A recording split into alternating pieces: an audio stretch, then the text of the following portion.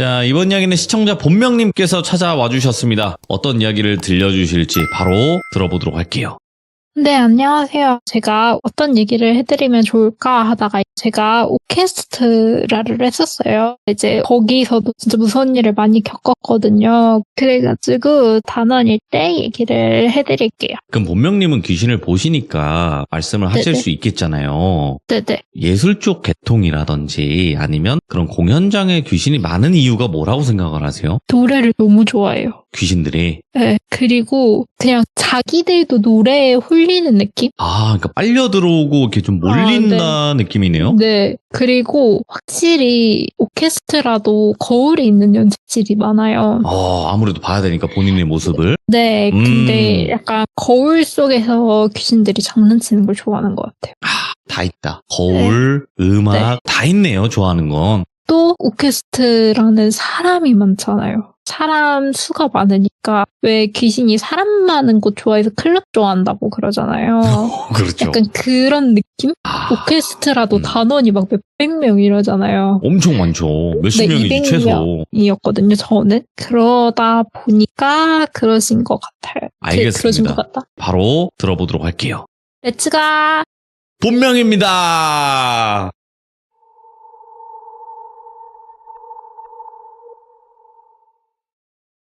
제가 중학교 1학년 때부터 고등학교 2학년 때까지 오케스트라를 했었습니다. 그때 저의 파트는 퍼커션이라고 해가지고요. 타악기예요. 쉽게 말하면 작은 북, 큰 북, 팀파니, 건반 등등등등 탬버린도 있고요. 이렇게 정말 타악기는 전부 다 하는 팀이었어요.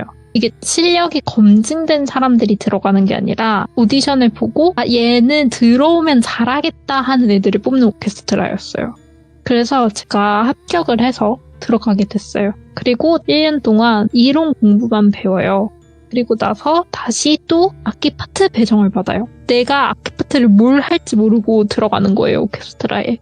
근데 제가 파트를 타악기로 받은 거예요. 퍼커션으로. 그래서 퍼커션 파트를 들어갔는데 들어가고 나서 보통 6개월에서 1년이면은 신입 막내 단원들이 데뷔 무대를 가질 수 있게 돼요. 그러니까 사람들이 보기에는 그냥 일반 무대를 보는 건데 저희는 첫 무대니까 데뷔 무대라고 불러요. 그런데 제가 너무 못하는 거예요.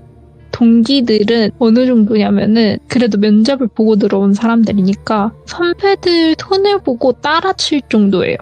다 그렇게 재능 있는 친구들인데 저는 그냥 너무 못했어요. 타악인데 박치예요. 음치도 있고 그러니까 건반도 못하고 너무 그냥 엉망진창 너무 못해요. 연습도 진짜 열심히 했는데 해도 늘질 않는 거예요. 그래서 제 동기들은 이미 데뷔 무대를 가지고 그 다음 공연부터는 거의 빠짐없이 무대를 나갔는데 저만 1년 늦게 무대를 나가게 됐어요. 그 나가게 된 과정을 이제 이야기해드릴게요.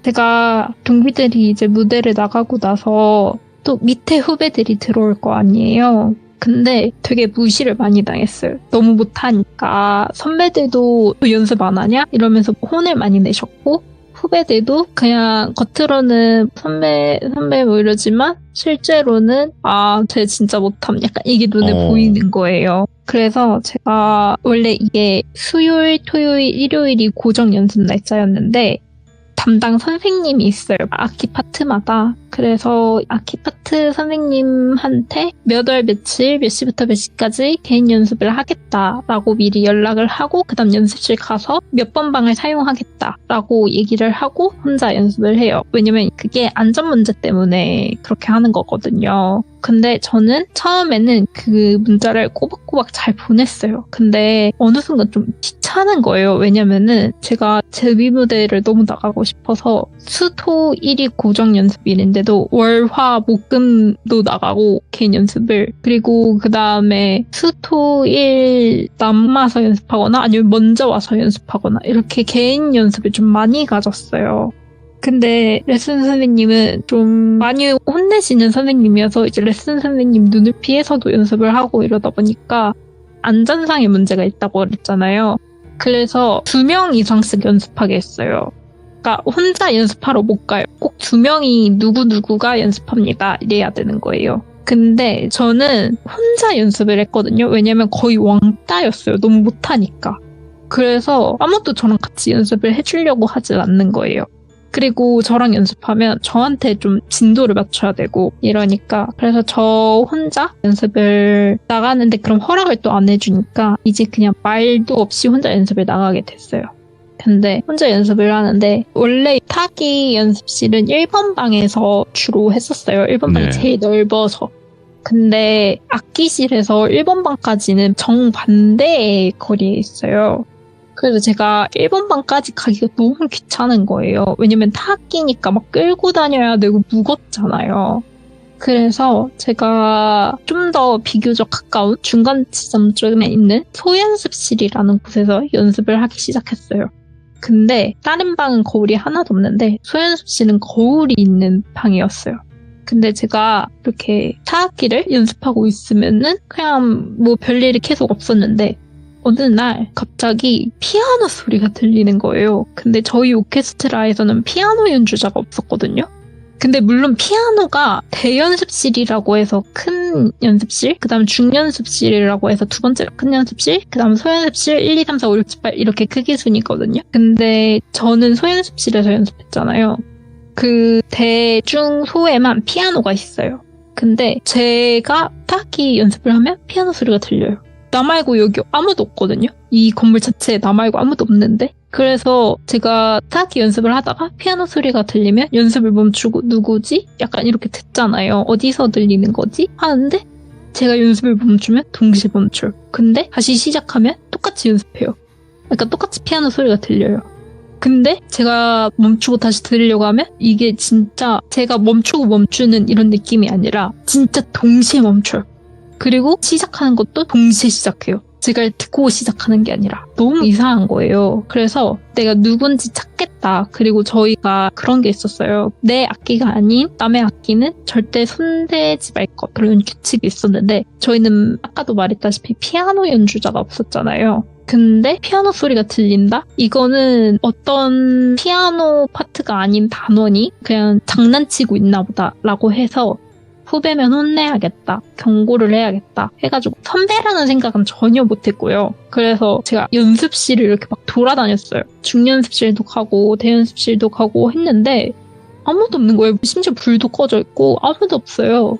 그래서 뭐지? 이러고 다시 소연습실에 들어가서 제가 연습을 하는데 또 갑자기 똑같이 피아노 소리가 들리는 거예요. 그래서 내가 또 잡으러 간다 이러고 스틱 딱 내려놓고 우선 중연습실이 제일 가까워서 중연습실을 갔는데 제가 분명 불 끄고 나왔거든요. 근데 불이 켜져 있는 거예요. 그래서 뭐지? 이러고 좀 규모가 큰 연습실이어서 제가 뒷문으로 들어간 거라 피아노가 있는 쪽으로 앞으로 갔는데 피아노 건반이 피아노가 열고 닫을 수가 있잖아요. 근데 열려있는 거예요. 마치 방금 누가 연습하고 간 것처럼. 그래서 제가 누구지? 누가 이렇게 빨리 도망을 갔지? 이것도 신기하고 그 다음에 어떻게 나랑 계속 동시에 연습하고 동시에 멈추지? 이것 때문에 잡으러 왔다가 그 다음에 뭔진 모르겠지만 어쨌든 없어가지고 그래서 다시 불을 끄는 걸 제가 기억을 하고 나 불 껐다 지금 약간 이러면서 왜냐면 들어올 때 불 켜져 있었으니까 확실히 불 껐고 문 닫았고 이러고 다시 소연실을 가서 연습을 하는데 또 피아노 소리가 들리는 거예요. 그래서 와 진짜 이거는 나 농락하는 거다. 아무리 나를 왕따시켜도 이렇게 농락하면 안 되지. 이렇게 화가 나는 거예요. 그래서 다시 중연습실을 갔는데 이번엔 문도 이렇게 누가 걸어서 열어놓고 불도 켜져 있는 거예요. 그래서 이거는 진짜 사람이다 이러고 그리고 피아노 건반을 제가 닫아놓고 나왔거든요. 근데 다시 갔는데 피아노 건반이 또 열려있는 거예요. 그래서 제가 엄청 큰 목소리로 야 나와라 이랬어요. 근데 그 오케스트라 연습실들은 무대랑 최대한 비슷하게 만들어놨기 때문에 무대에서 공연 들으러 가면 울리잖아요. 그래서 그 연습실 똑같은 구조로 만들어졌기 때문에 울리는 곳이었어요. 그래서 제가 야 너 나와라 이러면 메아리까지는 아닌데 뒤에 라 하고 이렇게 퍼지는 그런 느낌이었는데 그리고 제가 목소리가 워낙 커서 분명 사람이면 들었을 텐데 아무도 안 나오는 거예요. 진짜 하지 마라 장난치지 마라 이러고 저는 다시 소연습실로 가가지고 연습을 하는데 피아노 소리가 들리는데 그 왔다 갔다 시간이 너무 귀찮은 거예요. 이제는 소연습실에서 중연습실까지 가는 게. 그래서 그냥 니는 니 알아서 해라. 그러다가 누구한테 걸리면 혼나는 거지. 나는 내 연습할란다 이랬었어요. 근데 이게 제가 연습을 하려고 거의 월화수목금토일 매일매일 연습실을 갔잖아요. 네. 근데 제가 어느 순간부터는 이제 무대가 일정이 언제 공연이 있다 하고 공연 일정이 잡혔는데 그 공연은 내 데뷔 무대로 가져야겠다라고 생각을 한 거예요. 그러면서 갑자기 미친 것처럼 연습을 하기 시작했어요. 손에 물집이 다 잡히고 그 물집이 터지고 이러는데도 그냥 계속 연습하는 거예요. 그리고 원래 물집이 생기고 터져야 돼요. 왜냐면은 물집이 생기고 나크를 기다리면은 굳은 살이 안 배겨서 다시 물집이 잡히고 더 아프거든요. 그래서 그냥 물집이 터져서 굳은 살이 생기는 게 나중을 생각하면 계속 악기를 연습할 거면 그게 더 좋아요. 그래서 저는 손에 굳은 살이 배기도록 연습을 했는데 어느 날 이렇게 다 같이 레슨 선생님의 지휘 아래 연습을 하고 있었는데 이게 악기 소리가 너무 커가지고 그 메트로놈이라고 박자기가 있는데 걔가 삑삑삑삑삑삑삑삑 하면은 저희는 이제 그 소리에 맞춰서 연주를 하는 형식이었는데 제가 그 전날에 느낌이 너무 좋았어요. 왜냐면은 이 메트로놈 소리가 엄청 큰데 이게 신기하게 박자가 제 박자랑 메트로놈 박자랑 똑같이 맞으면은 메트로놈 박자의 그 삐삐삐삐 이 소리가 안 들려요. 박자가 서로 정확하게 물리면. 근데 제가 박자가 조금 틀어지잖아요? 아니면 살짝 틀어져도 솔직히 그렇게 완벽하게 물리게 치는 게 쉽지는 않아요. 그래서 그냥 거의 그런 경우가 없다고 봐야 돼요. 그렇게 물리는 경우가. 그래서 메트로놈 소리는 아무리 악기 소리가 커도 거의 들리는 편이에요. 근데 제가 그 전날 연습 때 레슨 선생님 없이 연습하는데 거의 2번인가 3번인가를 그 물려가지고 메트로놈 소리가 안 들렸던 거예요. 그래서 제 스스로가 소름 돋으면서 나 이번엔 진짜 데뷔 무대 할 수 있겠다 이러면서 다음날 레슨을 듣는데 제가 연습을 하는데 너무 제 연주에 제가 너무 심취했다 그래야 되나? 그래서 다들 악기를 멈췄고 연습이 중간에 누가 멈췄나 봐요.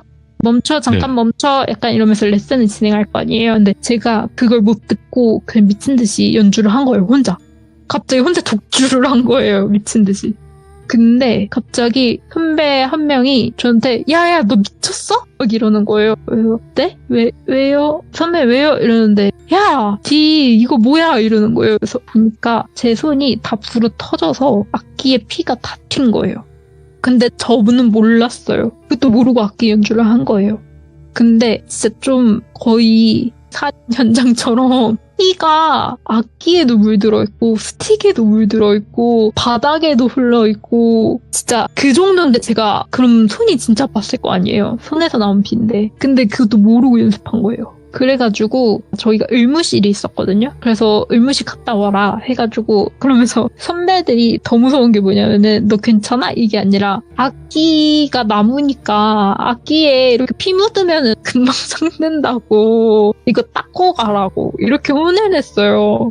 제 손이 괜찮냐 이게 아니라. 그래서 제가 우선 악기를 열심히 닦고 스틱도 열심히 닦고 그 다음에 의무실을 가서 대충 손에 다 붕대를 일일이 감고 그 다음에 돌아왔어요. 근데 분위기가 뭔가 연습을 재개하지 않고 다들 저를 약간 기다리고 있었던 느낌인 거예요. 그래서 뭐지? 이러면서 막 조용히 그냥 들어갔는데 갑자기 레슨 선생님이 진짜 호랑이 레슨 선생님이고 여러분 영화 위플래시 보셨는지 모르겠지만 거기에 그 대머리 무서운 합주 선생님이 나오거든요.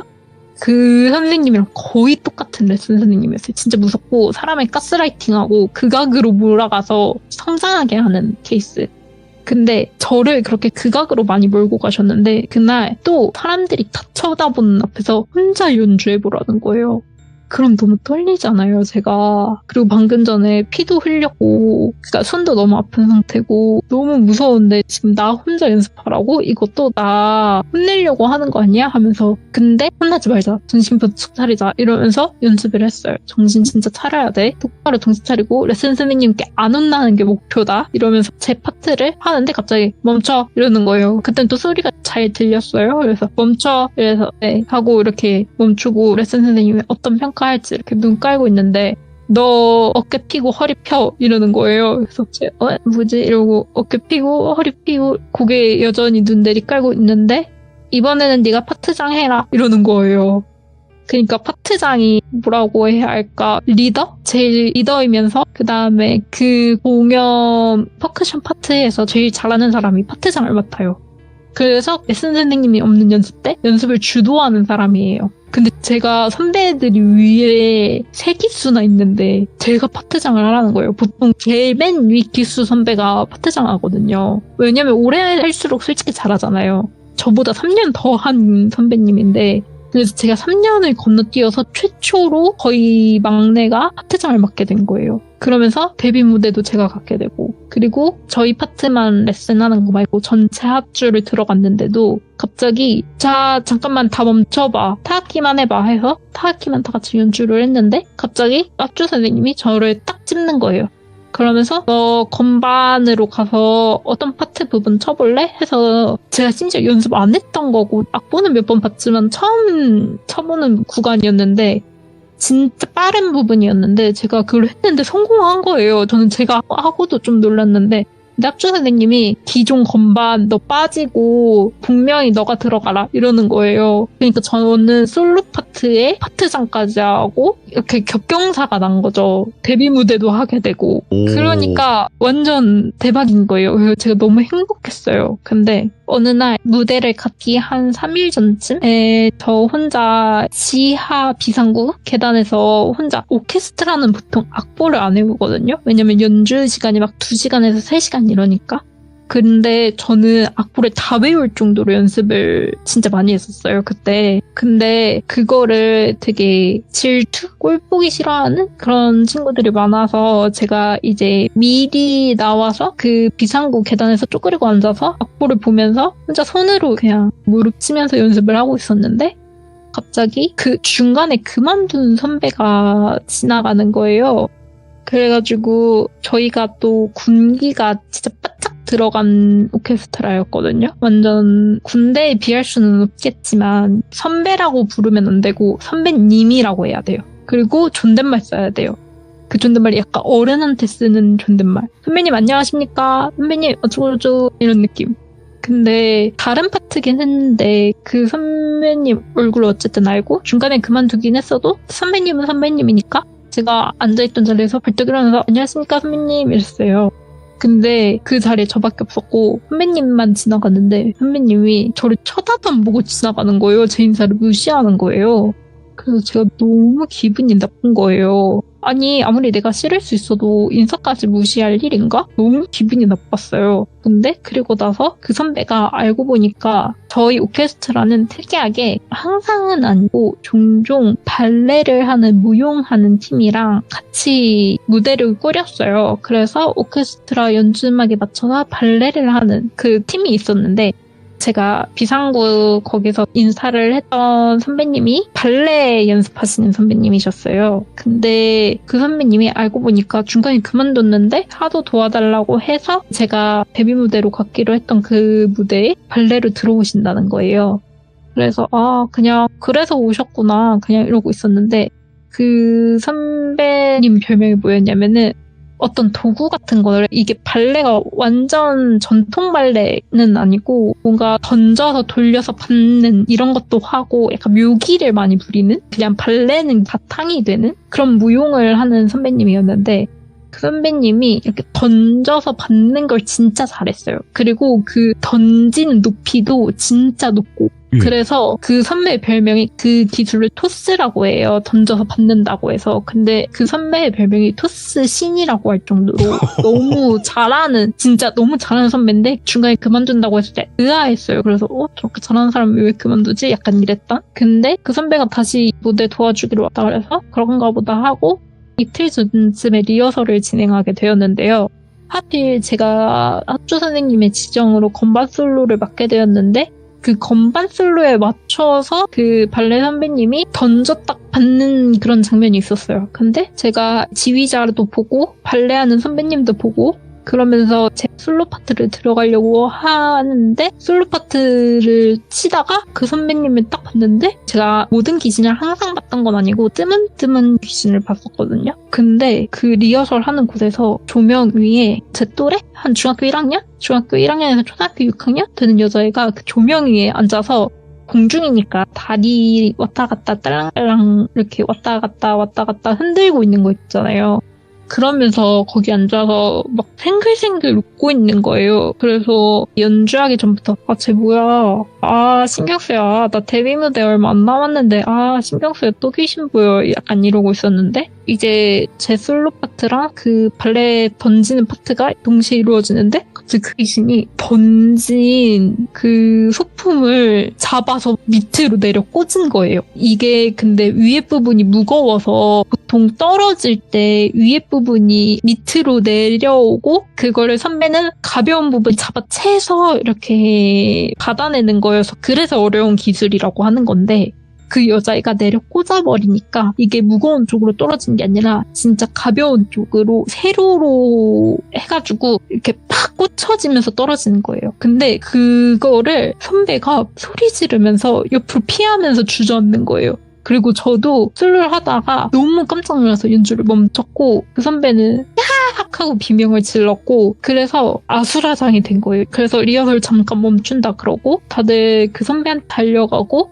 근데 저한테는 저도 놀라서 멈췄을 수도 있잖아요. 그래서 그냥 저한테는 별말 없었고 거의 그 선배가 실신하는 듯이 막 깍 하면서 주저앉았기 때문에 다들 그쪽으로 달려갔는데 근데 그 여자애가 그냥 약간 재밌었다는 듯이 박수 치면서 그 광경을 보고 있는데 저도 놀랐으니까 옆으로 쓰러진 그 선배를 보고 있는데 그 선배는 거의 여자애랑 눈을 마주치고 있는 것 같은 거예요. 그 선배가 그 여자애를 노려보고 있는 것 같은 느낌? 허공을 노려보는 게 아니라 정확히 그 여자 귀신이랑 눈 마주치고 있는 느낌인 거예요. 뭐지? 이건 뭐지? 라고 생각을 했는데 그리고 나서 그 선배는 의무실가고 저희끼리 연습을 진행하다가 제가 끝나고 몰래 개인 연습을 하려고 또 보고를 안 하고 막 준비하고 있었어요. 소연습실에서. 근데 그 무용하는 선배가 들어오는 거예요. 그러더니 너 그 귀신 보지? 이러는 거예요. 그래서 네? 이랬더니 보이는 게 아니라 보고 있는 거지 이러는 거예요 저한테. 그래서 무슨 말씀이세요? 귀신이라니요? 이랬어요. 그랬더니 내가 너 다 알아. 너 그 귀신 일부러 붙이고 있는 거잖아 이러는 거예요. 그래서 그게 무슨 소리세요? 제가 이랬어요. 그랬더니 너가 간절한 건 알겠는데 귀신을 붙이고 다니지 말아야지. 너 때문에 나까지 죽을 뻔했잖아. 이러는 거예요. 그래서 무슨 말이세요? 선배님 저는 모르는 일이에요. 그냥 선배님 몸 괜찮으세요? 이러면서 했더니 알고 보니까 그 선배님 귀신을 보는 분이었던 거예요.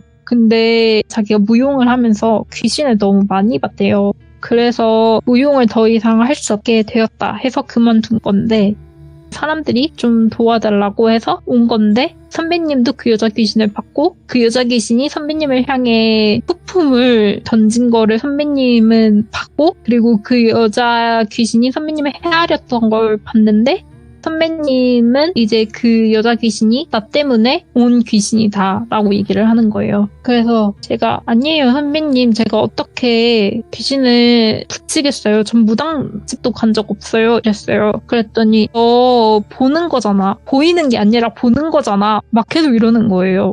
근데 그때 좀 많이 소름 돋는 거예요. 사실 제가 무대가 너무 간절했잖아요. 근데 저번에 말씀드렸던 그 사이비 종교 있잖아요.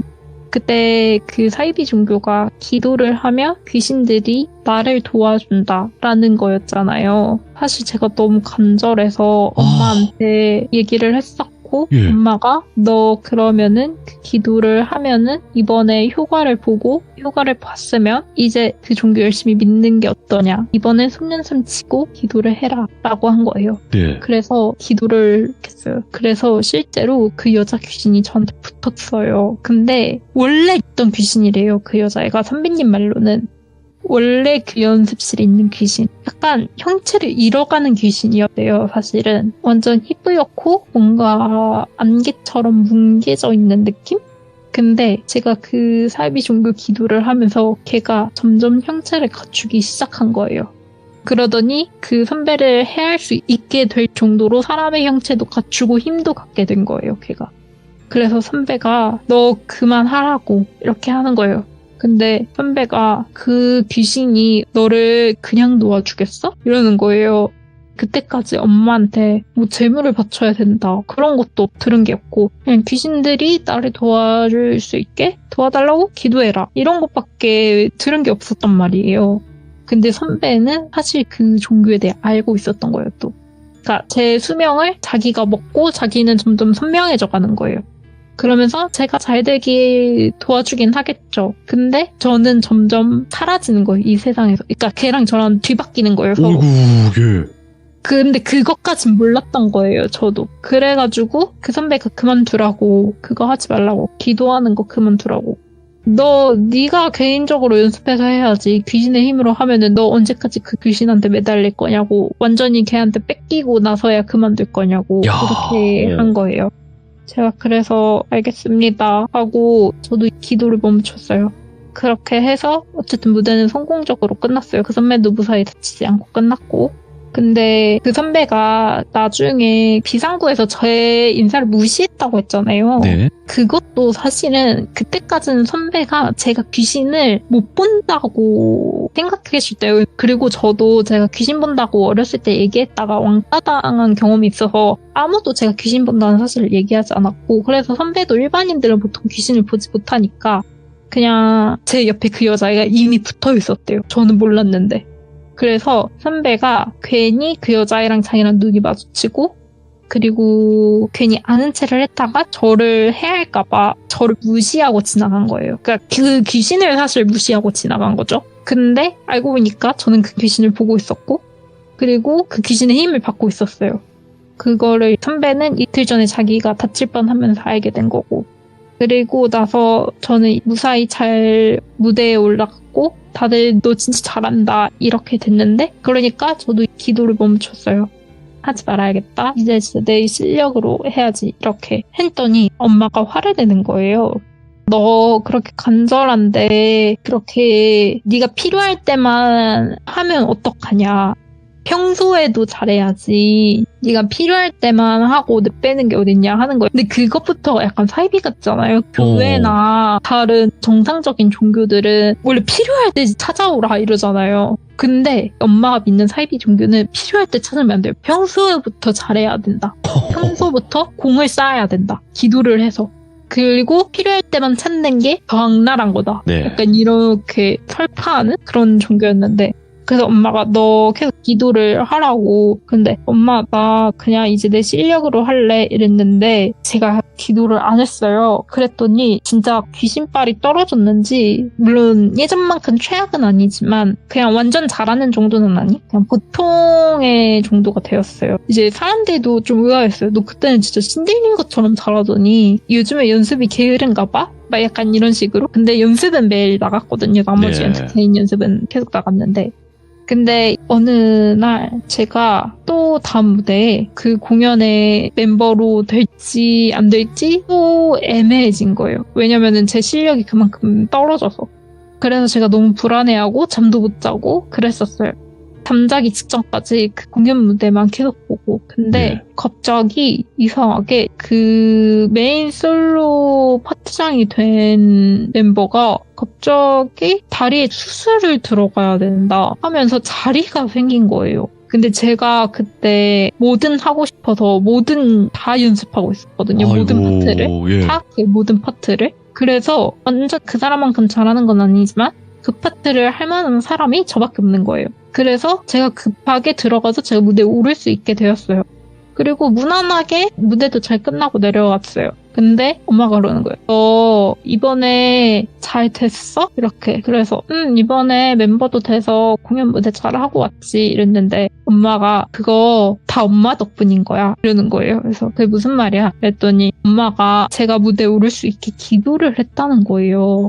그래서 너가 올라갈 수 있게 된 거라고. 그래서 엄마 그 멤버가 다쳐서 지금 3개월째 입원 중이야. 그런 것까지 엄마가 원했던 거야? 그랬더니 그런 것까지는 원하진 않았지만 너가 무대에 올라가려면은 그런 정도의 수는 있을 수 있는 거지. 이렇게 얘기를 하는 거예요. 아휴, 예. 그래서 그때 진짜 미쳤다. 안 그래도 미쳤다고 꾸준히 생각해왔지만 그때가 이제 중3 이럴 때여서 어느 정도 좀 그래도 생각이라는 걸 좀 더 논리적으로 할 때잖아요. 초등학교 때보다. 그러니까 이건 진짜 미친 거다. 이건 진짜 하면 안 되는 거다. 이거 하면 진짜 위험하다. 이게 나만 위험한 게 아니라 주변까지 벌써 선배 그 멤버에 다친 사람들이 너무 많잖아요. 그래서 진짜 안 해야겠다 하고 안 하게 되니까 저는 아무리 연습해도 워낙 재능 있는 친구들이 많으니까 저도 그냥 고등학교 1학년 때 돼서 그만두게 되었어요. 네. 그래서 그냥 그렇게 되었던 얘기를 하면서 진짜 무서웠다. 무섭네요, 네. 확실히. 네. 이게 이제 저주양박 비슷한 거잖아요, 결국에는. 그쵸. 그러니까 어떻게 엄마가 하라고 했냐면은 기도문을 엄마가 써주셨거든요. 어떻게 기도하라고. 입으로는 약간 기도를 말하지만 속으로는 어떻게 기도를 해야 하는지를 써줬는데 어떻게 해야 되냐면은 제가 그 교주를 위해 살겠고 그리고 교주가 건강하기를 그 교주 이름까지 다 써서 예. 예를 들어서 교주가 김돌비면 김돌비님의 무사 우병장수 건강을 기원하며가 첫 번째 기도 시작이에요. 하느님 아버지 이게 처음 시작인 것처럼 그 교주의 건강과 그거를 시작을 하고 그 다음에 제가 이 종교를 널리 퍼뜨릴 수 있도록 모든 귀신이 저를 도울 수 있게 해주세요. 약간 이런 모든 귀신이 제천선신이 되게 해주세요. 근데 제천선신이 저를 도와주는 귀신이에요. 저도 그게 정확히 무슨 뜻인지는 모르겠지만 여튼 그런 식의 기도문이었어요. 그러니까 모두가 나를 도와주는데 그게 안 좋은 방법일 수도 있는 거죠. 그래서 제가 그때 얼마나 열심히 기도를 했냐면은 아직도 그 기도문을 다 외우고 있어요. 그 기도문은 엄마가 속으로 말하라고 하는 거 말고 입으로 외우는 기도문 있잖아요. 네. 그거를 아직도 다 외우고 있을 정도거든요. 들으시면 진짜 소름 돋으실 것 같은데 그래서 제가 앞부분을 살짝 말씀드리자면은 입으로는 이렇게 말하고 속으로는 그 무병장수와 귀신들이 모두 절 도와주세요를 하는 거예요. 묘랭개 교배포다이니 이제 세선주선 마이안주니 기분주니 이런 식이에요. 뭐야, 완전 일본어 이상한 같네, 기도. 이거. 네, 일본 종교거든요. 그러니까요. 근데 옛날 일본어예요. 지금 현대 일본어가 아니라. 네, 옛날 일본어. 그래서 그 기도문도 다 일본 한자로 써져 있고요. 밑에 조그만하게 한글로 읽을 수 있게 번역이 써져 있습니다. 근데 본명님께서도 이제 계속 말씀은 해주셨어요. 왜냐면 여기 지금 처음 들으신 분들은 의아해하실 거예요. 왜 그러냐면 어머니가 어쨌든 악역 같은 느낌으로 나오는데 네. 왜 이걸 얘기를 할까 굳이 이러실 수도 있거든요. 근데 어머니가 그 종교를 믿고 나서부터 본명님과의 너무 마찰이 심했고 그럼으로 인해서 지금은 아예 인연을 끊은 상태라고는 말씀을 하셨기 때문에 네, 끊은 지 8년이고 아예 서로 왕래가 없고 연락도 안 하고 네네. 네, 그렇습니다. 서로 등본을 떼야 주소를 아는 정도예요. 그래서 어쨌든 그 정도로 지금 본명님께서는 인연을 끊으신 상태다. 그러니까 막 걱정하시는 분들이 많아요. 아직도 이제 처음 들으시는 분들은 같이 함께하고 있고 그 종교도 같이 함께하는 게 아니냐라고 생각하시는 분들도 계시니까. 네. 근데 그거는 아니고 이미 인연이 끊긴 상태고 보지 않는 상태니까. 네, 그때 무대 이후로 저는 진짜 이건 하면 안 되겠다 해서 그때부터 기도는 끊었고요. 그 다음에 20살 때 아예 독립을 해서 사는데 무서운 건 등본을 떼면 제 주소를 알 수 있잖아요, 엄마가. 맞죠. 예. 그래서 제 주소에 있는 그 사이비 종교 사람들한테 제 번호와 주소를 뿌려서 저희 집에 찾아오고. 이게 거짓이 아니에요. 진짜로 네. 이 사이비 쪽에 잘못 엮이잖아요. 그러면 이렇게 찾아오고 아시잖아요. 많은 분들이 어떤 맞아요. 사이비 종교의 만행들을 다 요즘에는 매체로 다 보잖아요. 네. 네, 그래서 정말 조심해야 되는 부분인 것 같고요. 오늘 본명님께서도 오늘의 이야기도 솔직히 하시기가 어려웠을 수도 있어요. 저는 그렇게 생각을 하거든요. 이제 제가 너무 말씀드리고 싶은 건 진짜 위험하다. 진짜 위험하고 아니라고 거기서 말을 해도 절대 그렇지 않다. 근데 이게 이 사입이라고 종교를 나눠서 그 사람들을 빠뜨리는 데는 저는 사기랑 별로 그렇게 다를 게 없다고 봐요. 그러니까 좀 간절함을 이용하고 힘듦을 이용하는 걸 거예요, 분명히 뭔가를. 네. 근데 제발 좀 그런 피해자분들이 점점 사라져서 아예 네. 없기를 바라는 마음이죠. 사실 사입이나 뭐 네. 가짜 무당들한테 그렇게 뜯기거나 하는 거 뭐가 다릅니까, 사실상. 오늘 또 어려운 이야기 가족분들도 엮여 있지만 허심탄회하게 이야기하실 수 있는 또 그 용기에 또 박수를 드리고요. 오늘 너무너무 네. 고생 많으셨습니다. 감사합니다. 네, 들어주셔서 감사합니다. 네. 일단은 본명님의 이야기를 오늘 처음 들으신 분들도 계실 거예요. 여러 번 참여를 하셨고 사이비와 연관도 되어 있고요. 원래 또 귀신을 보시는 분이기 때문에 정말 기구한 삶을 사셨어요. 힘든 삶을 사셨고요. 그래서 여러 가지 일들이 굉장히 많으신 분이라서 단편적으로만 들으셨을 때는 판단하시기가 어려우실 겁니다. 아마 첫 번째 이야기부터 한번 쭉 들어보시는 걸 다시 한번 추천드립니다. 감사합니다. 자, 이번 이야기는 시청자 DJ캣님께서 찾아오셨습니다. DJ캣님이 오늘 준비하신 이야기는 어떤 이야기가 될지 같이 한번 들어보도록 할게요. 안녕하세요. 오, 캣님. 반갑습니다. 예, 반갑습니다. 네, 아유. 귀족분들도 안녕하세요. 반가워요. DJ캣님, 기다렸어요. 이렇게 하시네요. 아, 감사합니다. 네. 자, DJ캣님께서 오늘 옴니버스 형태인가요, 이야기? 네, 일단 오늘은 두 가지 얘기를 가지고 왔습니다. 오케이, 알겠습니다. 그럼 도대체 어떤 이야기를 준비하셨을지 같이 한번 들어보도록 하겠습니다. 렛츠가. 끼리십니다. DJ 캣이에요.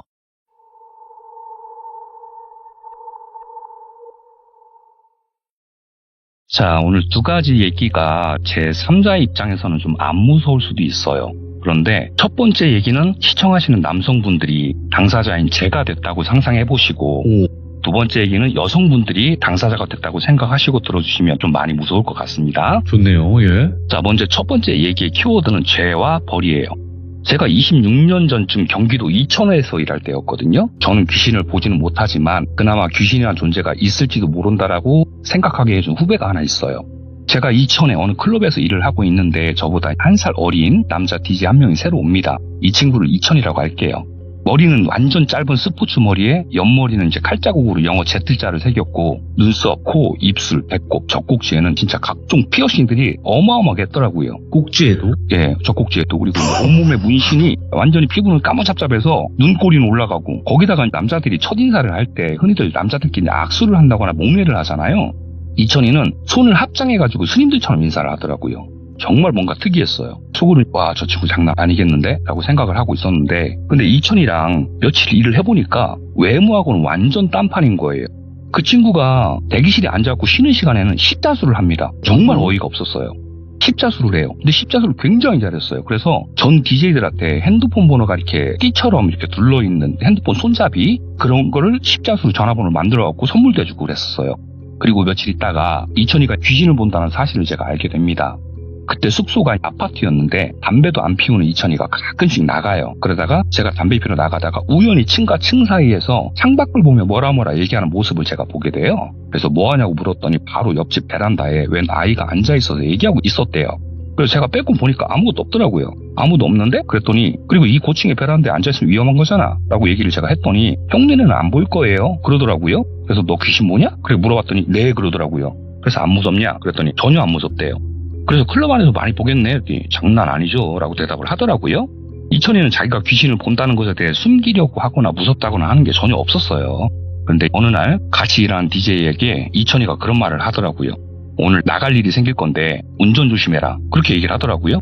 근데 그 친구가 나 오늘 나갈 일 없는데 라고 얘기를 했고 이천이는 혹시라도 운전하게 되면 꼭 운전 조심하라고 신신당부를 하더라고요. 그러다가 1시간 정도 있다가 나갈 일 없다던 그 친구한테 자기 여자친구한테 전화가 왔어요. 여자친구 집에 도둑이 들었다고 빨리 오라고 무섭다고 연락이 온 거예요. 그러니까 얘가 깜짝 놀라서 아니 이천이한테 어찌 알았냐고 물어보는데 이천이는 대답 대신에 오늘 운전은 평소 속도의 반으로만 가라고 운전 꼭 조심하라고 그 얘기만 하더라고요. 그리고 이 친구는 여자친구 집으로 갔다가 다음날 얘기를 하기를 이천이가 한 말도 있고 해서 정말 천천히 가고 있었대요. 근데 음주 차량인지 역주행을 해서 달려오더랍니다.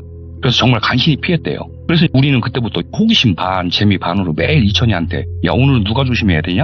야 오늘은 무슨 일 안 생기냐? 이렇게 물어봐요. 근데 이천이는 특별한 게 없으면 얘기를 안 해주더라고요.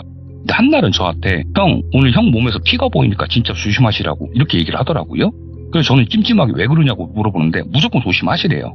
그래서 난 뭐 가게에서 일하고 숙소로 바로 들어가면 되니까 더군다나 뭐 숙소도 가까워서 운전할 일도 없겠다. 그냥 알겠다고 합니다. 예. 그렇게 제 타임을 올라갔고 타임을 한참 하고 있는데 느닷없이 남자 손님 한 명이 맥주병 깨진 걸 가지고 이렇게 무대로 오더니만 제 발등을 찍어버리더라고요. 그냥 그때 전 다행히 가죽 재질의 구두를 신고 있었어요. 제 발을 찍으면서 병이 더 깨졌고 그 사람 손도 야작이 났습니다. 그 사람 손에서 난 피가 제 발등을 이렇게 흐르고 정말 피를 봤죠. 이천이 말대로 이천이가 피 본다고 했는데 내 피는 아니었네 라고 생각하는 순간 발등에 통증이 오더라고요. 오호. 제 발등을 보니까 깨진 맥주병이 박혀서 안 빠지더라고요.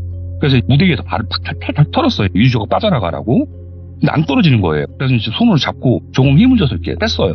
그래서 제 발등에 이제 6바늘을 꼬매는 타구가 이렇게 생기더라고요. 예. 이 남자가 저한테 그런 짓을 한 이유는 자기가 클럽을 놀러 왔는데 눈에 딱 꽂히는 여자가 있었나 봐요. 그래서 웨이터한테 팁까지 주면서 저 테이블에 있는 저 여자 우리 테이블에 좀 앉혀달라 하는데 그 여자가 들은 척도 안 한 거예요. 근데 저는 제가 아는 애다 보니까 제가 타임 전에 이제 그 여자 테이블에 가서 조금 놀다 온 걸 봤나 보더라고요. 자기가 부킹이 안 된 게 나 때문이라고 생각을 한 거예요. 저는 그냥 아는 사이에 잠깐 앉아있다 온 것 뿐인데 그래서 술을 먹고 그런 짓을 했더라고요. 그렇게 또 한두 달이 지나는데 문제가 크게 생깁니다. 이천이가 저를 보면서 고개를 갸우뚱해요. 왜 그래? 그랬더니 이거 뭐지? 도대체 뭐지? 이렇게만 해요. 뭔데? 그랬더니 죽는 사람들한테서 보이는 장면이 자꾸 저에게서 보인다는 거예요. 그게 뭔 말이야? 물어봤는데 죽는 사람들 자기가 몇 번 미리 봤었는데 정자세로 가슴에 다소곳하게 손을 올리고 땅속에 묻히는 게 보인답니다. 근데 그게 저한테 보인대요. 저한테. 솔직히 좀 짜증도 나고 겁도 나더라고요. 이 친구 말이 맞을 때가 좀 많았거든요. 그래서 언제? 그랬더니 언제인지는 자기도 모른대요. 근데 자기가 그런 꿈을 꾸면 며칠 아니라고 하더라고요. 그래서 이것저것 캐묻는데 다른 건 안 보이고 정자세로 가슴에 다소곳하게 손을 올리고 땅속에 묻히는 게 자꾸 보인대요. 그러니까 제발 조심하래요. 그런데 다음날 그렇게 친하지는 않은 DJ 친구가 자기가 한참 끼고 있던 반지를 저한테 선물로 주더라고요. 베르사체라는 그 당시 명품 중에 좀 명품이었죠. 지금 찾아보니까 그 베르사체 메두사더라고요. 그 반지가. 그거를 제가 한 3일 정도 끼고 있었어요. 그랬는데 낮에 일어나가지고 일어나 있는데 제 아파트라고 그랬잖아요. 갑자기 노크 소리가 들립니다. 누구세요? 하고 제가 문을 여는데 문을 열자마자 느낌이 쎄해요. 남자 2명이 딱 서 있는데 둘 다 검은 정장을 입었어요. 저 어린 남성은 덩치가 정말 곰이었어요. 키는 한 190 정도 됐고 한 손에는 알루미늄 야구방망이를 들고 있더라고요. 근데 어떤 용도로 썼는지 여기저기 찌그러져 있었어요. 그리고 다른 한 사람은 저보다 한 7, 8살 많아 보였는데 되게 말랐지만 정말 눈매가 무서웠고 날렵하게 생겼더라고요. 나중에 보니까 이 사람이 뭐 행동대장쯤 되는 것 같더라고요. 갑자기 저를 위아래로 스캔을 딱 하더라고요. 그러더니 제 뒷목을 잡아서 딱 눌러요. 그러니까 제 자세가 땅바닥을 보게 되는 자세가 됐죠. 따라 나와 조용히 이러더라고요. 왜 그러시냐고. 아니 뭐 때문에 그러시냐고. 저는 갑자기 나왔으니까 그 말밖에 할 말이 없더라고요. 따로 나오라고. 그럼 신발이라도 신자고. 신발이라도 신고 가겠다고 했더니 야, 이 오장육부 네 눈으로 보고 싶지 않으면 따라와 조용히. 그러더니 저를 끌고 가더라고요. 엘리베이터를 타고 내려갔습니다. 현관 1층을 딱 도착을 하니까 검은색 세단 3대가 딱 서 있더라고요. 가운데 뒷좌석에 저를 밀어넣고 저를 끌고 온 2사람이 양쪽에 앉았어요. 그러니까 3대가 이동을 하더라고요. 20분쯤 도심을 가다가 한 15분쯤 산길로 올라갔습니다. 올라가면서 제가 물어봤죠. 아니 무슨 오해가 있으신 것 같은데 제가 잘못한 게 있으면 얘기를 해달라. 얘기를 안 해줍니다. 그냥 뒤통수를 후려치는데요. 코가 뻥 뚫리더라고요. 진짜 그 느낌이 뒤통수를 얼마나 세게 맞았나 눈이 튀어나올 것 같고 코가 뻥 뚫리는 느낌 제가 받았었어요. 그렇게 한 15분쯤 한참 올라가는데 차가 딱 쓸 때쯤 보니까 앞에 미리 와 있는 차가 2대가 더 있더라고요. 그리고 옆에 창문을 딱 봤더니 그 어린 건달들 같은 4명이 땅을 파고 있더라고요. 내리라고 하더라고요. 내렸습니다. 그랬더니 구덩이 앞으로 가가지고 바로 앞에서 뒷머리를 잡고 무릎 뒤쪽을 발 뒤꿈치를 찍어버리더라고요. 그래서 무릎 꿇고 앉아버렸어요. 자동으로. 근데 그러더니 뒤로 걸어가더라고요. 그때 이제 들렸던 소리는 삽질하는 소리하고 뒤에서 고급 세단 승용차 뒷문짝 창문이 내려가는 소리가 들리더라고요. 그래서 이렇게 쳐다봤어요. 뒷문짝이 이렇게 내려가고 그 행동대장쯤 되는 그분이 허벅지에 손을 올리고 45도로 굽혀갖고 딱 4마디를 하더라고요. 예 형님, 알겠습니다 형님, 그렇게 하겠습니다 형님. 딱 이렇게 하고 오면서 눈 깔어 이씨 어딜 쳐다봐 이러더라고요. 그래서 앞을 봤습니다. 앞을 보자마자 등짝에 갑자기 통증이 팍 느껴지면서 걷어차버린 거예요. 그 구덩이로 빠졌습니다 제가. 도대체 왜 그러시냐고, 내가 뭘 잘못한 게 있냐고 얘기를 해보시라고. 그런데 그때까지도 제가 잘못했단 말은 안 했어요. 왜냐면 잘못했다 그랬으면 네가 뭐 잘못했는데 알아 그러면 할 말이 없잖아요. 그래서 무슨 오해가 있으신 것 같은데 얘기를 좀 해달라. 안 해주더라고요. 근데 야 묻어라? 딱 그러니까 삽질을 하더라고요. 막 4명이 삽질하니까 흙이 얼마나 많이 들어와요. 그래서 제가 무릎을 꼼짝꼼짝 움직이면서 흙 위로 올라갔었어요. 그랬더니 갑자기 그 행동대장인 그 사람이 삽자루를 딱 뺐더니 삼날로 머리를 풀나는 폼을 딱 잡아요. 지금부터 발가락이라도 까딱하면 죽여버린다 그러더라고요. 그래서 그다음부터 움직이지 못하고 흙을 뜨는 대로 그냥 가만히 다 막고 있었습니다. 이제 허벅지 위로 올라오고 명치 좀 올라오니까 애들이 갑자기 삽자를 치고 내려와서 발로 다져요, 땅을. 그리고 또 묻고 또 다지고 또 묻고 또 다지고. 그래갖고 결국 턱까지 붙였습니다, 제가. 그래갖고 제가 뭘 잘못한 건지 얘기 좀 해달라고 그랬더니 그 행동대장이 뒷머리를 딱 잡아갖고 저를 고개를 딱 꺾더니 그 얘기를 하더라고요. 내가 내일 올 건데 내일 네가 뭘 잘못했는지 알고 있으면 그냥 병 만들어줄 거고 그때까지 모르면 차 바퀴로 대가리 그냥 낸다잉 그러더라고요. 그런데 정말 차를 타고 다 내려가는 거예요. 와, 저는 그때가 이제 한 4시, 5시쯤 된 것 같더라고요. 그렇게 하고 묻혔는데 돌비님 땅에 안 묻혀보셨죠? 안 묻혀보셨으면 말을 하지 마세요. 이게요. 사람이 묻혀 있으면 처음에는 그냥 견딜만 한데 꼬무작꼬무작 움직이면요. 그 움직인 틈으로 흙이 내려가면서 점점 압박을 해옵니다. 그러니까 숨을 이렇게 쉰과 동시에 가슴이 부풀었다가 내려간 그 틈으로 흙이 내려가서 또 배를 압박을 해요. 근데 거기에서 개민지 거민지도 모를 것들이 또 얼굴에 돌아다녀요. 어이구. 환장합니다. 긁지도 못하고 거기서 꼬무작거리면 흙이 또 내려와가지고 압박을 하고 나중에는 숨쉬기도 힘들 정도였어요. 그러다 보니까 산속이다 보니까 해가 지더라고요. 꾸역꾸역 지는데 뒤에서 바스락바스락 저벅저벅 소리가 나요. 뭐 산짐승이겠죠. 근데 뒤통수에 신경을 너무 쓰니까 뒤통수가 따갑도 못해 뜨겁더라고요. 근데 뒤로 못 보잖아요. 묻혀 있으니까. 야, 밤이 되니까 진짜 부엉인지 올빼미인지 울어대고 뒤에서는 막 뭐 돌아다니는 소리 나고 얼굴에는 개민지 거민지 계속 돌아다니고 우와. 숨을 쉴지도 못하게 이제 압박이 되고 이때가 돼갖고 너무 무섭더라고요. 무서운 게 그냥 뒤통수를 뭐가 확 깨물 것 같아요. 정말. 그래서 굉장히 공포스러웠어요. 잠은 잘 수도 없었고 진짜 그때 제가 12시간 정도가 묻혀 있었는데 한 30일 된 것 같았어요. 기분이. 근데 서서히 한참을 이렇게 묻혀 있다가 서서히 해가 뜨더라고요. 그게 5시, 6시쯤 됐겠죠. 해가 서서히 뜨는데 차 소리가 나는 거예요. 봤더니 승용차 3대가 올라오더라고요. 세단이. 그러더니 눈에 딱 들어온 게 첫 번째 차 운전석 뒷문이 열리고 두 번째 차 운전석 뒷문이 열리고 세 번째 차가 다 열리면서 막내들이 삽자루를 꺼내고 그러더니 맨 앞차 뒷자리에서 내리신 분이 나이가 꽤 있으신 분 같았어요. 느낌으로는 어제 행동대장이 청문가에서 네 형님 했던 그 당사자 같았습니다. 그분이 막 뛰어와요, 저한테. 아, 그때 느낌은요. 골키퍼가 공 찰 때 뒤로 갔다가 달려오면서 차잖아요. 네? 꼭 제 머리를 그렇게 걷어찰 것 같았어요. 그래서 눈을 칭칭 감았는데 제 앞에 무릎을 딱 꿇더니 막 땅을 파더니 야, 마 빨리 파, 빨리 꺼내, 빨리 그러는 거예요. 그러니까 애들이 하고 삽으로 막 저를 꺼내더라고요. 근데 그 사람이 얘기한 게 야, 아니면 아니라고 말을 해야지. 아, 너 진짜. 야, 일단 빨리 나와봐, 빨리. 그래서 그냥 막 파더라고요. 거의 다 파자고 나와가지고 아, 제가 아니라고 오해라고 말씀하셨잖아요. 근데 그 반지를 네가 왜 끼고 있어? 딱 그러는 거예요.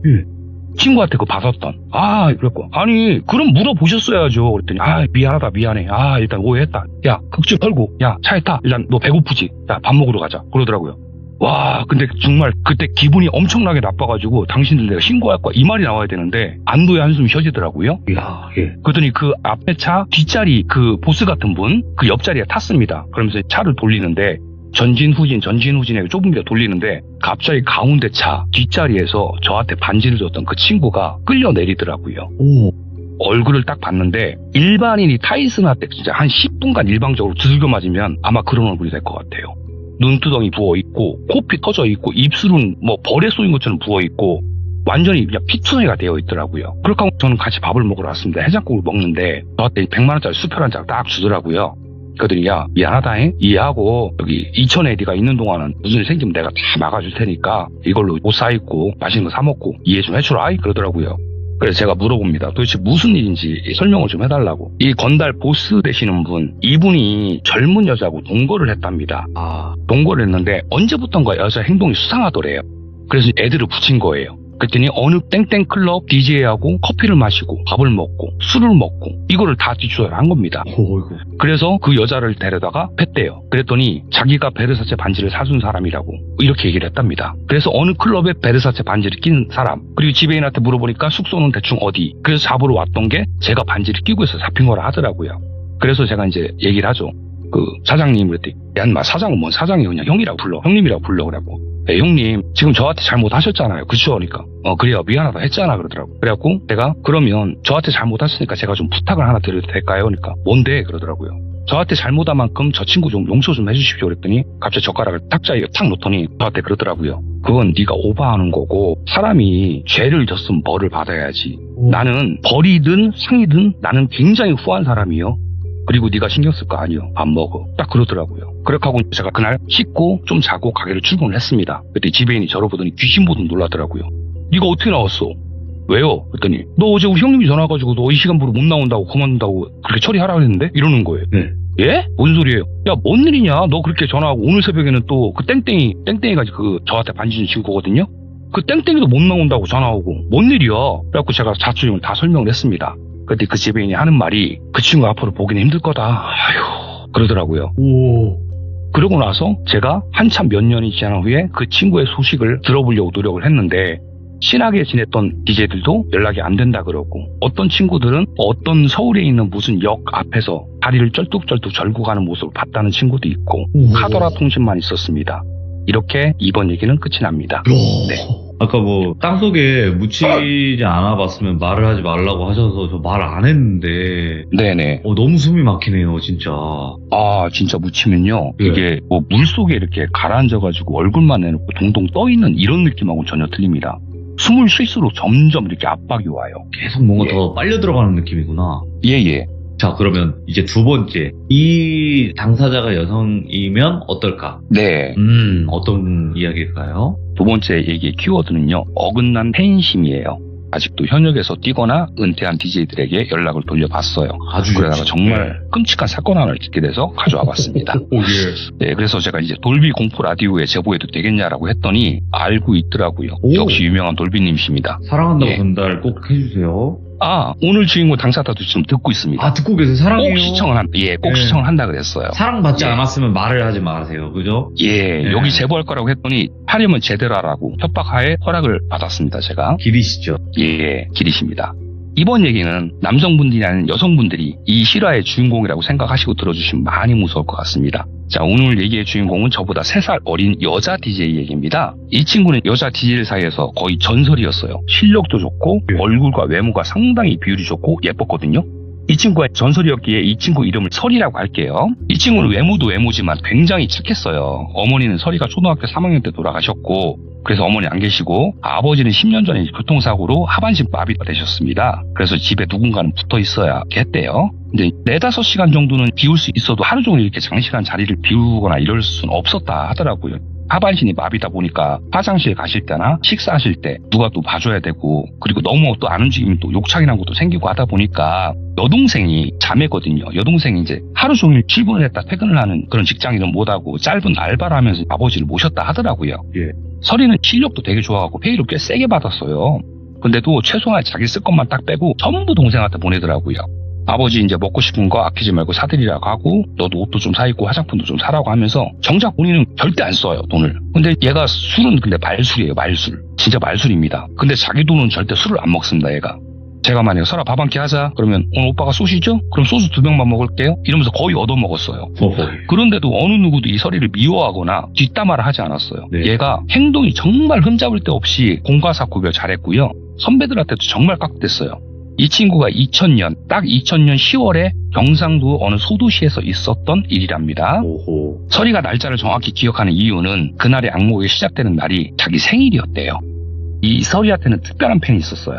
거의 남자 DJ들은 여자분들이, 여자 DJ는 남성분들이 이렇게 팬이 되는 경우가 대다수인데 설이의 극성 팬들 중에는 여성 5인조가 있었답니다. 그 5명은 서로 친구들이었고 설이의 완전 찐팬이었대요. 설이 타임이 끝나면 어김없이 그 테이블에서 부킹이 들어왔고 그 테이블에 가면 언니 이러면서 손도 잡아보고 선물도 주고 하면서 굉장히 친하게 지냈답니다. 그 친구들은 설이보다 2살 어린 그러니까 20살 한 초중반 되는 친구들이었고 자기 친동생이랑도 나이가 같았대요. 클럽은 맥주 테이블에는 DJ 부킹을 안 넣었대요. 양주 테이블만 넣고 그랬답니다. 간혹 그런 클럽들이 있어요. DJ를 안 치고 싶으면 양주 테이블 아니면 끌 떨어지니까 안 돼. 뭐 이런 클럽들이 몇 개 있었어요. 그러니까 이 5명의 친구들은 올 때마다 양주를 먹었대요. 일주일에 적으면 3번, 많으면 5번을 왔었다 그러더라고요. 그래서 설이가 말을 했답니다. 손님 자리에 오고 안 오고는 내 결정이니까 맥주 시키라고. 양주 안 먹어도 내가 알아서 올 테니까 비싼 양주 먹지 말라고. 친동생 같아서 걱정을 해준 거죠. 그래도 이 친구들은 일주일에 4번 오면 한 번 빼고는 계속 양주를 시키더랍니다. 그렇게 올 때마다 가서 놀고 자주 보다 보니까 말도 편하게 하고 그리고 정말 활발하고 착한 동생들이었답니다. 설이 얘기로는. 그러다가 이 사건이 시작되는 10월 어느 날 설이의 생일날이었대요. 밤이 돼서 설이의 극성팬 오윤주가 입구에서부터 들어오는데 꽃갈 모자에 케이크에 꽃다발에 뭐 장난 아니었대요. 근데 설이가 꽃을 무진장 좋아했어요. 나중에 돈 모아서 꽃집 차리고 싶다라고 자주 말할 정도였거든요. 이제 설이 타임 끝나고 그 테이블에 갖고 다른 DJ가 생일 축하합니다 음악도 틀어주고 저희 가족 설이가 생일입니다 하면서 축하도 해주고 했대요. 그 테이블에서는 폭죽 터지고 샴페인 터지고 케이크 뭐 묻혀갖고 설이 얼굴에 바르고 뭐 이러면서 생일을 거하게 챙겨줬다 하더라고요. 정말 너무 고마웠대요. 근데 평소엔 양주 하나에 추가 주문을 맥주로 했던 애들이 양주 다 마실 때쯤에 양주를 추가를 더 하더래요. 그리고 설이 언니 오늘 타임 다 끝났으니까 마음 편하게 술 먹자고 하더니 돌아가면서 양주를 막 따라주더랍니다. 술 좋아하는 설이가 마다할 이유가 없죠. 생일이기도 하고 기분도 좋고. 거의 다 마셔갈 때쯤 그 팬들이 그러더랍니다. 언니 우리 방 가서 한 잔 거하게 마시고 같이 자요 그러더래요. 그래서 설이가 순간 망설였대요. 그래도 팬인데 자기가 자는 모습 혹시나 코 고는 모습 같은 거 보여주면 환상이 깨질 것 같은데 걱정이 좀 잠시 들었는데 언니 저희 방 충분해서 언니 혼자 잘 방 있어요 이렇게 얘기를 하더래요. 그러니까 친동생들 같기도 하고 그래서 뭐 혼자 잘 방도 있다 하고 그래 때론 망가진 인간적인 모습도 보이면 어떠냐 싶어갖고 그렇게 하자 해 그랬대요. 가게 안에서 알딸딸하게 마시고 팬들 집에 가면서 야 술 사가야지 술은 언니가 살게 라고 얘기했더니 집에 술 많이 있다고 걱정하지 말라고 골목골목 데리고 가더래요.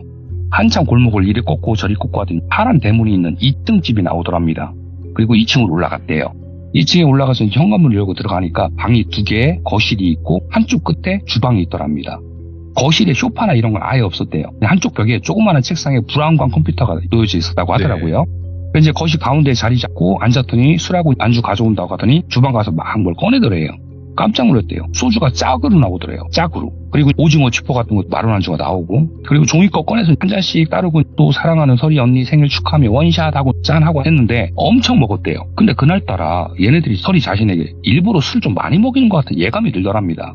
근데 대수롭게 생각 안 했대요. 왜 그러냐면 더군다나 뭐 술은 얼마든지 대적할 수 있고 거기다 또 얘들하고 밖에 나와서는 처음 먹는 애들인데 얘네들이 원래 달리는 스타일인가 생각도 하고 그렇게 한참을 마셨는데 애들이 발이 꼬이고 할 때쯤에 자기도 빙글빙글 돌더래요. 그렇게 조금 더 마시다가 필름을 끊겼답니다. 그렇게 잠이 든 거죠. 그리고 얼마나 잤는지 한참 자다가 뭔가 답답해서 일어났는데 컴퓨터 의자에 손이 뒤로 해서 손목하고 발목이 청테이프로 묶여있더랍니다. 자기가. 그리고 애들은 코 골고 자고 있더래요. 그래서 설이는 원래 겁이 되게 많아요. 길 지나가다가도 앞에 술 먹은 사람이 이렇게 앞에서 맞은편에 오면은 저희 뒤로 숨는 애였거든요. 그때 드는 생각이 이게 뒤늦은 생일빵인가? 그런 생각 들었대요. 그래서 얘들아 하고 불렀대요. 그래서 자기가 잘 때 무슨 일이 있었나 싶어가지고 애들이 하나씩 일어나서 눈을 비비면서 그러더랍니다. 우와 우리 설이 언니 깼네? 언니 잘 잤어? 이러더래요. 그래서 내가 왜 이렇게 돼 있어? 얼른 좀 풀어줘 라고 얘기했더니 애들이 기지개를 펴고 하품을 하면서 들은 척도 안 하더래요. 느낌이 쎄하더랍니다. 뭐야? 자신이 그렇게 되는 걸 봤을 때 설이가 생각했을 때 반응은 언니 왜 그래 무슨 일이야 이렇게 하거나 생일빵이었어 언니 자고 일어나서 놀랐지 뭐 이렇게 하면서 풀어줄 줄 알았는데 애들 반응이 뭔가 이상했대요. 아 이거 뭔가 잘못됐다 라는 느낌이 딱 오더랍니다. 그래가지고 최대한 침착하고 억지로 웃으면서 얘기를 했대요. 야 장난이 너무 심해 얘들아 이제 그만 장난치고 풀어줘. 내가 그 5명 중에 한 명이 똘순이라고 할게요. 똘순이가 민기적 오더니 의자를 자기 쪽으로 휙 돌리더래요. 그러면서 언니야 지금 장난하는 걸 보여? 이렇게 보더니 깔깔깔 웃더래요. 그 순간 멍하더랍니다. 꿈을 꾸고 있는 건지 머릿속이 하얘지더래요. 그러더니 다시 책상 쪽으로 의자를 휙 돌렸는데 자신이 묶여있으면서 방금까지 못 본 물건이 5가지가 있더랍니다. 사시미 칼, 부엌 칼, 바도, 그리고 돌빈이 아시죠? 도르코 칼, 검정색으로 접었다 폈다 하는 칼, 그리고 콤퍼스 이렇게 5개가 있는 걸 그때 봤대요. 그러더니 똘순이가 얘기를 하더랍니다. 우리 설이 언니는 어떤 걸 무서워할까? 그러더니 사시미를 들더래요. 이걸까? 그리고 과도를 들더래요. 이걸까? 이러더랍니다. 그때부터 공포가 밀려오더래요. 너무 놀라서 헛구역질이 나오면서 오바이트가 막 올라올 지경이었대요. 그때 갑자기 똘순이가 사심이랑 부엌칼이랑 과도를 옆으로 확 쓸어서 방바닥에 내팽개치더랍니다. 그러더니 울 설이 언니는 이걸 가장 무서워할 거야 하면서 도르코 칼을 펴더래요. 울 설이 언니는 얼굴에 스크래치 몇 줄 나는 게 죽는 것보다 무서울걸? 그치 언니? 이러더래요. 그러면서 칼날을 얼굴에 살짝 갖다 대더랍니다. 그래서 설이가 똘순아 왜 그래? 내가 뭐 서운한 거 한 게 있어? 있으면 말해줘 내가 사과할게 이렇게 얘기를 했대요. 그랬더니 똘순이가 울 설이 언니 잘못한 거 없는데? 그러면서 친구도 웃더랍니다. 그때까지 나머지 애들은 이제 키득키득거리면서 웃더래요. 그러면 다른 애 하나는 어우 설이 언니 많이 놀랬죠용? 이러면서 장난하는 애도 있고 나한테 원하는 게 뭐냐 있으면 말해봐라 설이가 물었대요. 그랬더니 똘순이가 이렇게 얘기를 하더랍니다. 언니 때문에 우리가 맨날 클럽 가서 양주 먹는다고 쓴 돈이 얼마인 줄 알아? 원하는 거? 그럼 지금 당장 1000만 원 만들어줄 수 있어? 그래야 또 우리가 언니 보러 가서 양주 먹지. 언니도 양주 좋아하잖아. 그러니까 1000만 원만 만들어줘. 이렇게 얘기를 하더래요. 25년 전에 1,000만 원이면 엄청 큰 돈이었어요. 근데 앞에서 말씀드렸다시피 설이는 모든 페이를 전부 지분을 보내고 있으니까 돈이 없지요. 당연히 당장. 미안하지만 지금 그런 큰 돈은 없다. 대신 만들어줄 테니까 좀 풀어줘라. 이렇게 부탁을 했대요. 그랬더니 애들이 전부 막 웃으면서 어쩌면 우리가 예상했던 답변에서 눈꽃만큼도 안 빗나가냐? 아 웃겨라. 그러면서 5명이 막 깔깔깔 웃더랍니다. 그리고 똘순이가 말을 하더래요. 설이 언니야, 우리가 언니로 1,000만 원 만들어 볼 테니까 언니 같은 사람으로 1,000만 원 만드는 거 일도 아니니까 협조나 잘해줘. 그럼 너 낄낄낄 웃더래요. 그리고 컴퓨터를 딱 켜는데 브라운관 모니터 위에 카메라가 있더랍니다. 그때 당시 분들은 아시겠지만 하두리라고 있어요. 사진 찍는 그걸 딱 켜더니 초단위로 설이 모습을 찍더래요. 연사 같은 느낌으로 막 찍었는데 찍으면서 언니야 표정 관리 잘해야지 울상이면 돈 안 돼 그러더래요. 그래 억지로 카메라를 피했답니다. 안 찍히려고. 근데 똘순이가 설이가 앉아있는 의자를 자기 쪽으로 딱 돌리고서는 컴퍼스를 90도로 딱 피더래요. 근데 턱을 딱 잡고 뾰족한 쪽으로 이마를 탁탁탁 3번 찍더랍니다. 진짜 따갑더래요. 그러더니 똘순이가 언니 이번에도 표정 관리 잘 안 하면 탈이다? 그러면서 도로코카를 짚더랍니다. 진짜 오줌 쌀 것 같았대요. 다리가 그냥 후두두두 떨렸대요.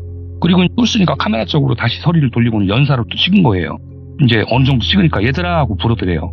5명이 모니터 앞에 가서 막 이 사진은 조금 아닌 것 같고 이 사진은 겁먹은 표정인데 의외로 섹시한데? 이러면서 막 사진을 또 고르고 막 하더래요. 그러더니 갑자기 자기들끼리 밥 먹으러 가자면서 옷을 입더랍니다. 그리고 청테이프를 쫙 찢어서 입을 막아놓고 컴퓨터로 음악을 좀 크게 틀어놓고 나가더래요. 그때부터 설이는 정신 바짝 차리자고 되뇌이면서 생각을 골똘히 했답니다. 어떻게 하면 여기서 빠져나갈 수 있을까? 대략 시간은 몇 시쯤 됐을까?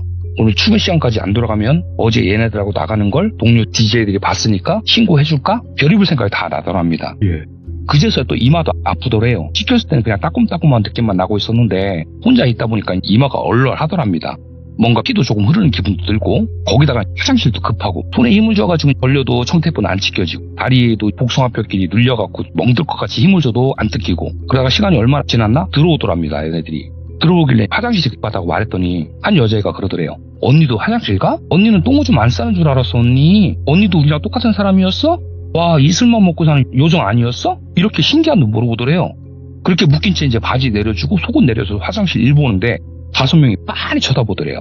와 진짜 소변 본다. 우리랑 똑같은 사람이었어. 와 대박. 그러면서 정말 신기한 듯 쳐다보더래요. 그렇게 화장실에서 이제 볼일 다 보고 다시 속옷 올려주고 바지 올려주고 방으로 데려다 주더랍니다. 그때 정말 쪽팔려서 죽고 싶었대요. 화장실에도 일 보는데 5명이 빤히 쳐다보고 신기하고 하니까 그리고서는 이제 지들끼리 컴퓨터 앞에 가서 아까 찍은 사진을 보면서 얘기를 하더랍니다. 사진을 누구한테 보내볼까? 그러니까 한 여자애가 내 아는 오빠 하나 있는데 여자라면 환장하는데 그 오빠한테 보내볼까? 그걸 얼마 달라고 해야지? 이런 얘기를 하더랍니다. 네. 그리고 똘순 말고 갑자기 다른 여자애가 나 설이 언니가 되어볼래? 그러더니 갑자기 오더래요. 자기한테. 그래서 그게 뭔 소린가 싶었는데 다리 테이프를 풀어주고 그러면서 바지를 벗기더랍니다. 바지 벗기고 다시 다리 이제 청테이프를 갖고 이제 팔을 풀어주더래요. 그리고 윗옷을 벗기더랍니다. 도대체 뭐 하는 짓이냐고 물어봤더니 나 언니가 한번 돼보려고 그러면서 상의도 벗기더래요. 그러다 보니까 설이 상하이 속옷만 입고 있는 상황이 된 거래요. 근데 그렇게 덩치도 설이보다 한참 큰 애가 설이 옷에 거의 지 몸을 구겨 넣더래요. 간신히 입었는지 뭐 끼었는지 모르게 하고서는 나 설이다 그러면서 설이가 무대에서 추던 춤을 엉성하게 따라 추더랍니다. 그 모습을 보고 나머지들은 배꼽 잡고 웃고 그때 정말 설이는 그 모습들을 보면서 아 얘네들은 제정신이 아닌 애들이구나. 손을 완전 돋았대요. 그렇게 시간이 얼마나 지났을까 창밖으로 날이 점점 어두워지더래요. 설이는 잘 됐다 싶었대요. 차라리 오늘 내가 출근할 시간에 출근을 안 하면 제발 신고 좀 해줘라 하면서 마음속을 빌었다고 하더라고요. 지들끼리 고스톱 치면서 낄낄거리고 한 명씩 돌아가면서 뭐 자기한테 와서 언니 지금 기분이 어때? 이렇게 묻는 애도 있고 그렇게 또 한참이 지났답니다. 갑자기 똘순이가 얘들아 올 때 됐다 준비하자 그러더래요. 설이는 그게 무슨 말인지 몰랐지만 엄청 불안했대요. 그러더니 뒤쪽에 묶였던 청테이프를 다시 풀더래요. 그리고 방 2개 중에 1개 방으로 양쪽에서 둘이 부축해가지고 데리고 들어갔는데 그 방은 침대도 있고 나름 깨끗했답니다. 그 방 침대 위에 거의 던지더랍니다. 설이를. 그래도 똘순이가 도루코 칼로 코끝에 갖다 대더니 언니야 이제 어떤 오빠애가 올 건데 말 잘 들어야 돼. 나쁜 말 하면 못 써. 오빠야 기분 좋게 해줘야지 1,000만 원 금방 만들어. 내 말 알겠지? 그러더래요. 제발 이러지 말라고 울면서 사정을 했다고 그러더라고요. 인상을 확 쓰더니 도루코카를 얼굴에 바짝 갖다 대더니 그럼 얼굴 쫙쫙 찢어줄까? 성형도 안 되게 아주 깊이? 그러더래요. 너무 무서워서 눈물이 멈추지 않더랍니다. 그때 밖에서 현관문 노크하는 소리가 들리더래요. 그러니까 애들이 이제 뛰어나가서 현관문을 열어주면서 오빠야 왔나? 오랜만이네. 와 우리가 보자고 할 때는 콧배기도 안 비치더니만 좋은 건수 생겼다니까 바로 날라오네. 그러면서 웃으면서 얘기를 하더랍니다. 예. 그 언니가 저 방에 있으니까 들어가봐 그러더래요. 그 소리를 하자마자 발자국이 가까워지더니 문이 열리면서 웬 처음 보는 남자가 들어오더랍니다. 무조건 빌었대요. 엉엉 울면서 제발 살려달라고. 그래서 그 남자가 옆에 와서 앉더래요. 그러더니 그 남자가 하는 말이 정말이네? 그 클럽 DJ 맞네? 그러더랍니다. 그래서 계속 살려달라고 울고불고 빌었대요. 그 남자가 똘똘히 생각을 하더랍니다. 그래서 똘순이 부르더래요. 이제 똘순이가 들어오니까 그 남자가 하는 말이 나 정말 이건 아닌 것 같다. 못하겠다. 그러더래요. 똘순이가 입에 거품 물더랍니다. 그런 게 어디 있냐. 오빠 아니었으면 다른 오빠가 왔을 건데 이런 식으로 하면 곤란하다. 그 남자는 옥신각신하다가 결국 그 남자는 약속했던 금액의 반을 주고 그냥 갔대요. 설이는 속으로 살았다. 다행이다 하고 있는데 똘순이가 들어오더니 좋은 게 좋은 거라고 봐주니까 우리 설이 언니가 눈에 뵈는 게 없나 봐? 그러더니 콤퍼스를 딱 90도로 눕히더니요. 위 속옷 가슴 바로 위를 쿡쿡쿡쿡 막 뜯어래요. 여자 사람이 얼마나 연해요. 정말 고통스러웠대요. 그날 밤은 조용히 지나갔답니다. 그리고 설이는 그날 이제 한 끼도 못 먹었대요. 그때까지는 배고픈 줄도 몰랐고 그냥 살아서 나갈 수만 있을까 싶은 생각만 들었고 그냥 쟤들이 원하는 대로 하면 살려는 줄까 싶기도 하고 그런 상황에서 자신이 살아온 삶이 주마등처럼 지나가더래요. 내가 무슨 죄를 짓고 살았다고 나한테 이런 일이 생기는 건가. 아버지랑 동생 뒷바라지 한다고 제대로 하고 싶은 거 갖고 싶은 거 다 포기하면서 살아온 나인데 도대체 왜 나한테 이런 일이 벌어지는 건가. 오만 생각이 이제 엄청 서러워지면서 눈물이 끝도 없이 흐르더랍니다. 밖에서는 지들끼리 고서 취미여서 깔깔거리고 낄낄거리고 악마 같더래요. 그런 소리들이. 그렇게 잠이 들었대요. 근데 꿈에서 아버지가 휠체어를 타고 나타나셨대요. 그 힘든 몸으로 휠체어에서 거의 떨어지듯이 내려오셔서는 세상 불쌍한 표정으로 넘어진 상태에서 서리를 잡으려고 안간힘을 쓰더랍니다. 그래서 서리도 손을 펴서 아버지 손을 잡으려고 하는데 안 닿더래요. 그러니까 아버지가 그 힘든 몸을 이제 상반신 힘만으로 끌어가지고 조금 더 다가오더래요. 그래서 결국 그렇게 손을 딱 잡으시더니 아버지가 눈에서 눈물이 주르륵 흐르더랍니다. 그 순간 잠이 깼대요. 돌순이가 발로 차면서 깨운 거예요. 설이 언니 좀 적응했나봐. 잠도 편하게 자고. 오늘 헛땅 치면 진짜 언니 얼굴에 스크래치 나는 거야? 그리고 언니야 1000만원 만들어질 때까지 어차피 못 나가. 그러더래요.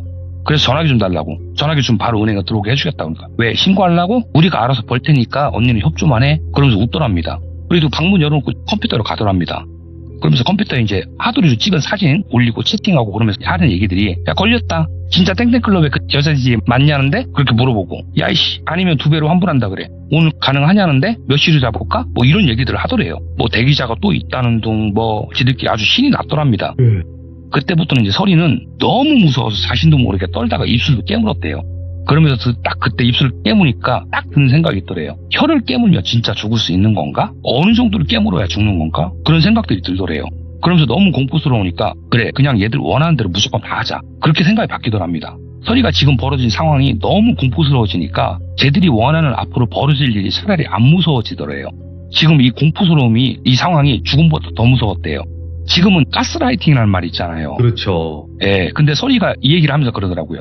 오빠 가스라이팅이라는 게 말과 행동으로만 계속 세뇌시켜가지고 사람을 이렇게 길들이는 게 가스라이팅이지만 그것만 있는 게 아니라고. 그냥 최고의 공포스러움이 계속되면 내가 나서서 쟤들이 원하는 걸 빨리 더 해주고 싶어진다고. 그렇게 얘기를 하더라고요. 그런데 갑자기 다른 여자애가 들어오더니 하는 말이 우리 설이 언니 배고프겠다. 어제부터 아무것도 못 먹었잖아. 그러더니 초코파이 하나랑 바나나 우유를 주더래요. 그걸 보면서 정말 그 상황에서 어이없게도 배고픔이 느껴지더랍니다. 근데 먹으면 토할 것 같았대요. 그래서 안 먹겠다고 하면 또 개기네 어쩌네 할까봐 있는 그대로 얘기를 했대요. 나 배는 고픈데 지금 이거 먹으면 토할 것 같아서 못 먹을 것 같아. 그리고 이따가 니들이 말하는 오빠 오시면 내가 토하면 안 되잖아. 그렇게 얘기했더니 안 먹어도 되는 상황이 된 거예요. 그 소리 우리 설이 언니 이제 분위기 파악되나 봐? 이렇게 얘기를 하더랍니다. 한참 시간이 지났는데 갑자기 현관 노크 소리가 나더래요. 그때 희망보다는 겁이 나더랍니다. 아니나 다를까 왜 모르는 낯선 남자 둘이 들어오더래요. 그때까지 이제 설이가 있는 방문이 열려 있었답니다. 남자들이 빼꼼 안쪽을 쳐다보더니 설이랑 눈이 딱 마주친 거예요. 그러더니 그러더래요. 진짜 그 DJ 맞네? 그러더니 얼마라고 그랬지? 이렇게 흥정을 하더랍니다. 똘순이가 100만 원이요. 오빠도 설이 언니 팬이었다면서요. 100만 원이면 싼 거죠. 뒤책임은 우리가 다 질 테니까 걱정하지 말고 돈부터 주세요. 그러더래요. 남자 둘이 돈을 주고 한 남자가 점퍼를 벗더니 그 방으로 들어와서는 문을 닫더랍니다. 근데 사람이라는 게 정말 조금 전까지는 원하는 대로 빨리 다 해주고 벗어났든 죽든 하자. 이 공포에서만 벗어날 수 있다면 죽든 상관없다. 이런 생각이었는데 막상 웬 남자가 들어와가지고 자기 무릎에 손을 대니까 자동으로 또 빌게 되더래요. 살려달라고. 제발 살려달라고. 여기서 나가게만 도와주면 얼마든지 드리겠다고. 그러는 순간에 별이 번쩍하더랍니다. 첫 번째 남자하고 틀린 거예요. 빗방망이가 후려 맞은 거예요. 그러더니 이마를 손으로 확 밀더랍니다. 그러니까 이제 자동으로 누워진 거죠. 그걸 머리채를 잡아서 다시 앉히더니 손에서 도루코카를 딱 보여주더래요. 말 안 들으면 이걸 얼굴 들고 든다던데 이 땡땡 이러더래요. 그래서 자기도 모르게 이런 말이 나왔대요. 그럼 제 부탁 하나만 들어주세요. 그랬더니 호기심 가득한 얼굴로 물어보더래요. 뭔데? 이렇게 물어보더래요. 그 칼로 내 목을 깊게 꽂주세요. 제발 부탁이에요. 이렇게 얘기를 했대요. 자기도 모르게. 그랬더니 남자가 굉장히 당황한 표정을 짓더니 주춤주춤 하고 있는데 갑자기 현관문 도코 소리가 뚝 나더래요. 그때 자기 옆에 있는 남자도 뭔가 싶어서 문을 열고 현관문 쪽을 보고 그때 현관문에서 남자 소리가 들리더랍니다. 야, 나 땡땡이야, 문 열어봐. 그러니까 똘쓰니까, 아, 괜찮다고. 우리랑 친한 오빠라고. 신경 안 써도 된다고. 그러면서 오빠애가 어쩐 일인데 하고 이제 문을 열더랍니다. 이때 설이는 기도를 했대요. 하나님이든 부처님이든 계시면 제발 자기를 죽여달라고. 근데 문이 열리자마자 남자들 3명이 들어오면서 열린 문으로 설이를 딱 쳐다보더래요. 3명이 들어왔는데. 그러더니 그때부터 남자고 여자고 가릴 거 없이 개패도 패기 시작을 하더랍니다. 우와. 그냥 여자고 남자고 사정없이 걷어차고 주먹 날리고 거의 죽일 것처럼 패더래요. 그 3명이 누구고 어떻게 왔냐면 설이가 연속 2일을 이제 연락도 안 되고 안 나오다 보니까 가게에서 난리가 난 거죠. 그래 DJ들이 얘기를 했답니다. 도망갈 애도 아닌데 우리도 지금 걱정돼서 찾고 있다. 근데 이상한 게 생일날 5명 자주 오는 애들하고 같이 나갔는데 그 이후 연락이 없다. 그때 지배인님 건달이었거든요. 바로 밑에 동생들을 불러갖고 그 5명의 여자애들에 대해서 설명을 해주고 3시간 안에 무조건 찾아라 이렇게 했다는 거예요. 근데 이 집에 있는 바로 밑에 동생들이 또 그 바로 밑에 동생들 또 바로 밑에 동생들 이렇게 내려가다 보니까 이 5명 애들 또래까지 내려온 거예요. 그 얘기가 지역 사회다 보니까 또래들은 얼추 친구고 다리 건너 친구면 어지간히 다 알잖아요. 이 5명 여자애들이 3시간 안에 잡으라는 형님들의 지시가 이 5명하고 친하게 지냈던 새끼 건달들까지 내려온 겁니다. 그러다 보니까 애들하고 친했던 새끼 건달이 바로 위에 형님들한테 애들 갔다고 그 방이 어딘지 안다고 가보자고 그래서 바로 쫓아온 거예요. 예. 그래 이제 설이는 벗겨져 있던 옷을 입고 부축해서 가게로 돌아오게 됐습니다. 오. 설이는 이때 당시 자기 방으로 가서 짐 싸서 그냥 떠나고 싶었대요. 네. 근데 가게로 오라는 것 그 자체도 짜증이 엄청 났대요. 근데 가니까 지배인이 어떤 일이 있었냐고 물어봐서 정말 그냥 대충 설명을 했대요. 대충. 그렇게 얘기하는 거 있는 자체도 힘들고 짜증이 났답니다. 그때 지배인님이 물어보더래요. 그 애들을 반 죽여줄까 아니면 신고해줄까 그렇게 묻더래요. 그래서 그냥 마음대로 하시라고 마음대로. 그리고 방으로 들어가고 짐을 싸서 나왔대요. 그리고 메인 DJ 형한테 전화해서 나 지금 짐 쌌다. 일 못하겠다. 받은 페인 오바이트 하겠다. 하고 그냥 본가로 갔답니다. 그 후로 이제 가게 측에서는 지역사회고 하다 보니 애들 그냥 반 죽여놓고 넘어가자 이렇게 얘기하고 DJ들은 뭔 소리 하는 거냐 경찰에 신고해야지 이렇게 의견이 나뉘었다 하더라고요. 예. 그래서 설이한테 메인 형이 전화를 했대요. 야 가게에서 이렇게 얘기하는데 이거 무조건 신고해야 되지 않겠냐. 그래서 그냥 그래 달라고 하고 얘기를 하고 끊었대요. 그런데 경찰서에 전화가 오더랍니다. 진술하러 오라 했대요. 와서 진술해야 될 거 아니에요. 근데 그 지역에 다시 가는 그 자체가 너무 공포스러웠대요. 그래서 그냥 고소 안 하겠다고 하고 포기를 했답니다. 지금은 이 부분을 가장 후회를 하더라고요. 그 일은 엄청난 트라우마를 가지고 DJ 생활을 계속 하다가 어느 클럽이든 일을 들어갈 때마다 조건을 붙였대요. 절대 손님 자리에 부킹 들어가지 않겠다고. 그렇게 몇 년 더 DJ를 하다가 설이가 DJ를 접어요. 그리고 지금은 설이가 그렇게 좋아하던 꽃가게를 운영하면서 잘 살고 있다 합니다. 와. 근데 설이가 돌비공포 라디오에서 시청자님들께 꼭 드리고 싶은 얘기는 어떤 직업이든 무슨 관계든 빨리 친해지는 사람, 무조건 좋아해주는 사람은 절대적으로 경계를 하고 살아야 후회할 일이 없다고 꼭 시청자님들께도 주의하면서 사시길 바라겠다는 말을 전해달라고 하더라고요. 정말. 그래서 그때 너무 겁이 많아서 신고하지 않은 게 한스럽다고 이 말과 함께요. 와. 예.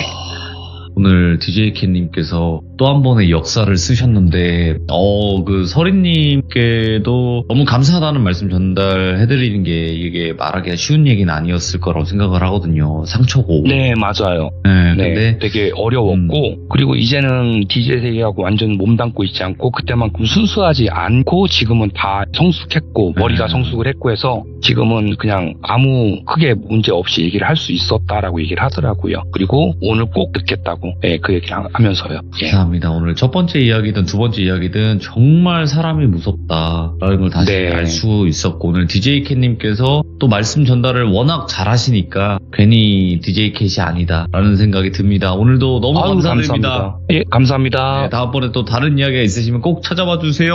예, 알겠습니다. 수고하십시오. 감사합니다.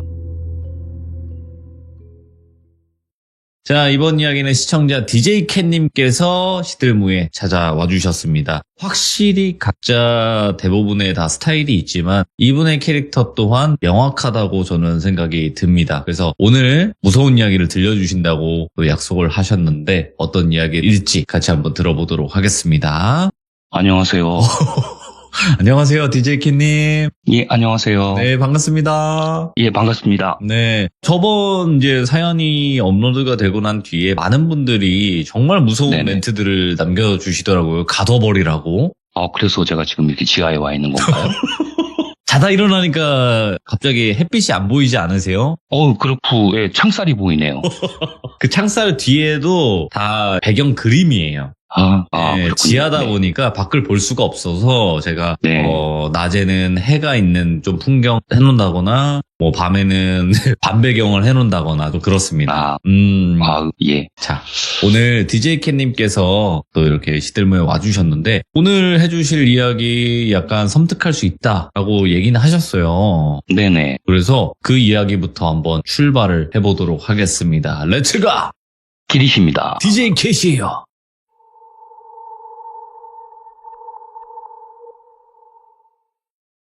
자, 오늘 키워드는 제가 사망한 자의 메시지라고 지어봤습니다. 오호, 예. 이 일이 벌어진 때는 지금으로부터 한 24년에서 25년 전 일인데 제가 월은 정확히 기억을 해요. 5월 말이었었어요. 오, 예. 제가 DJ 생활 10년을 했거든요. DJ 생활 10년 포함해서 제 인생에서 가장 공포스러웠고 소름 돋는 일이었었어요. 이 일이. 이번에 그냥 전라도 지역이라는 것만 말씀드릴 거고요. 지역만 전라도지 여기에 등장하는 사람들 중에 전라도 사람은 한 명밖에 없습니다. 이 한 명이 전라도 사람은 제 바로 밑에 동생이었고 지금도 연락을 하고 있어요. 이 당시 있었던 일이 너무 충격적이었어서 똑똑히 기억은 하고 있지만 혹시 몰라서 제가 그 전라도 동생하고 1시간을 통화하면서 내용 정리를 다시 한번 해봤습니다.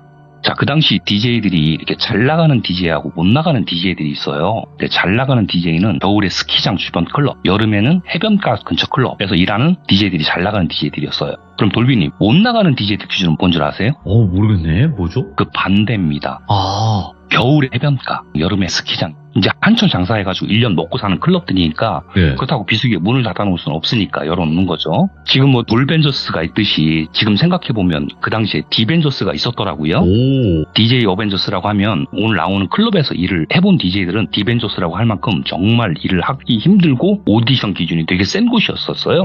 예. 근데 제가 그 클럽의 오디션을 보고 언제부터 일을 하기로 합니다. 그때가 5월 말이었어요. 근데 그 클럽은 제가 정말 일을 하고 싶었던 클럽이었어요. 왜냐하면 그 클럽에서 일을 한 DJ들은 다른 클럽으로 갈 때 오디션도 안 보고 갈 수 있을 정도로 정말 잘하지 않으면 못 들어가는 클럽이었거든요. 예.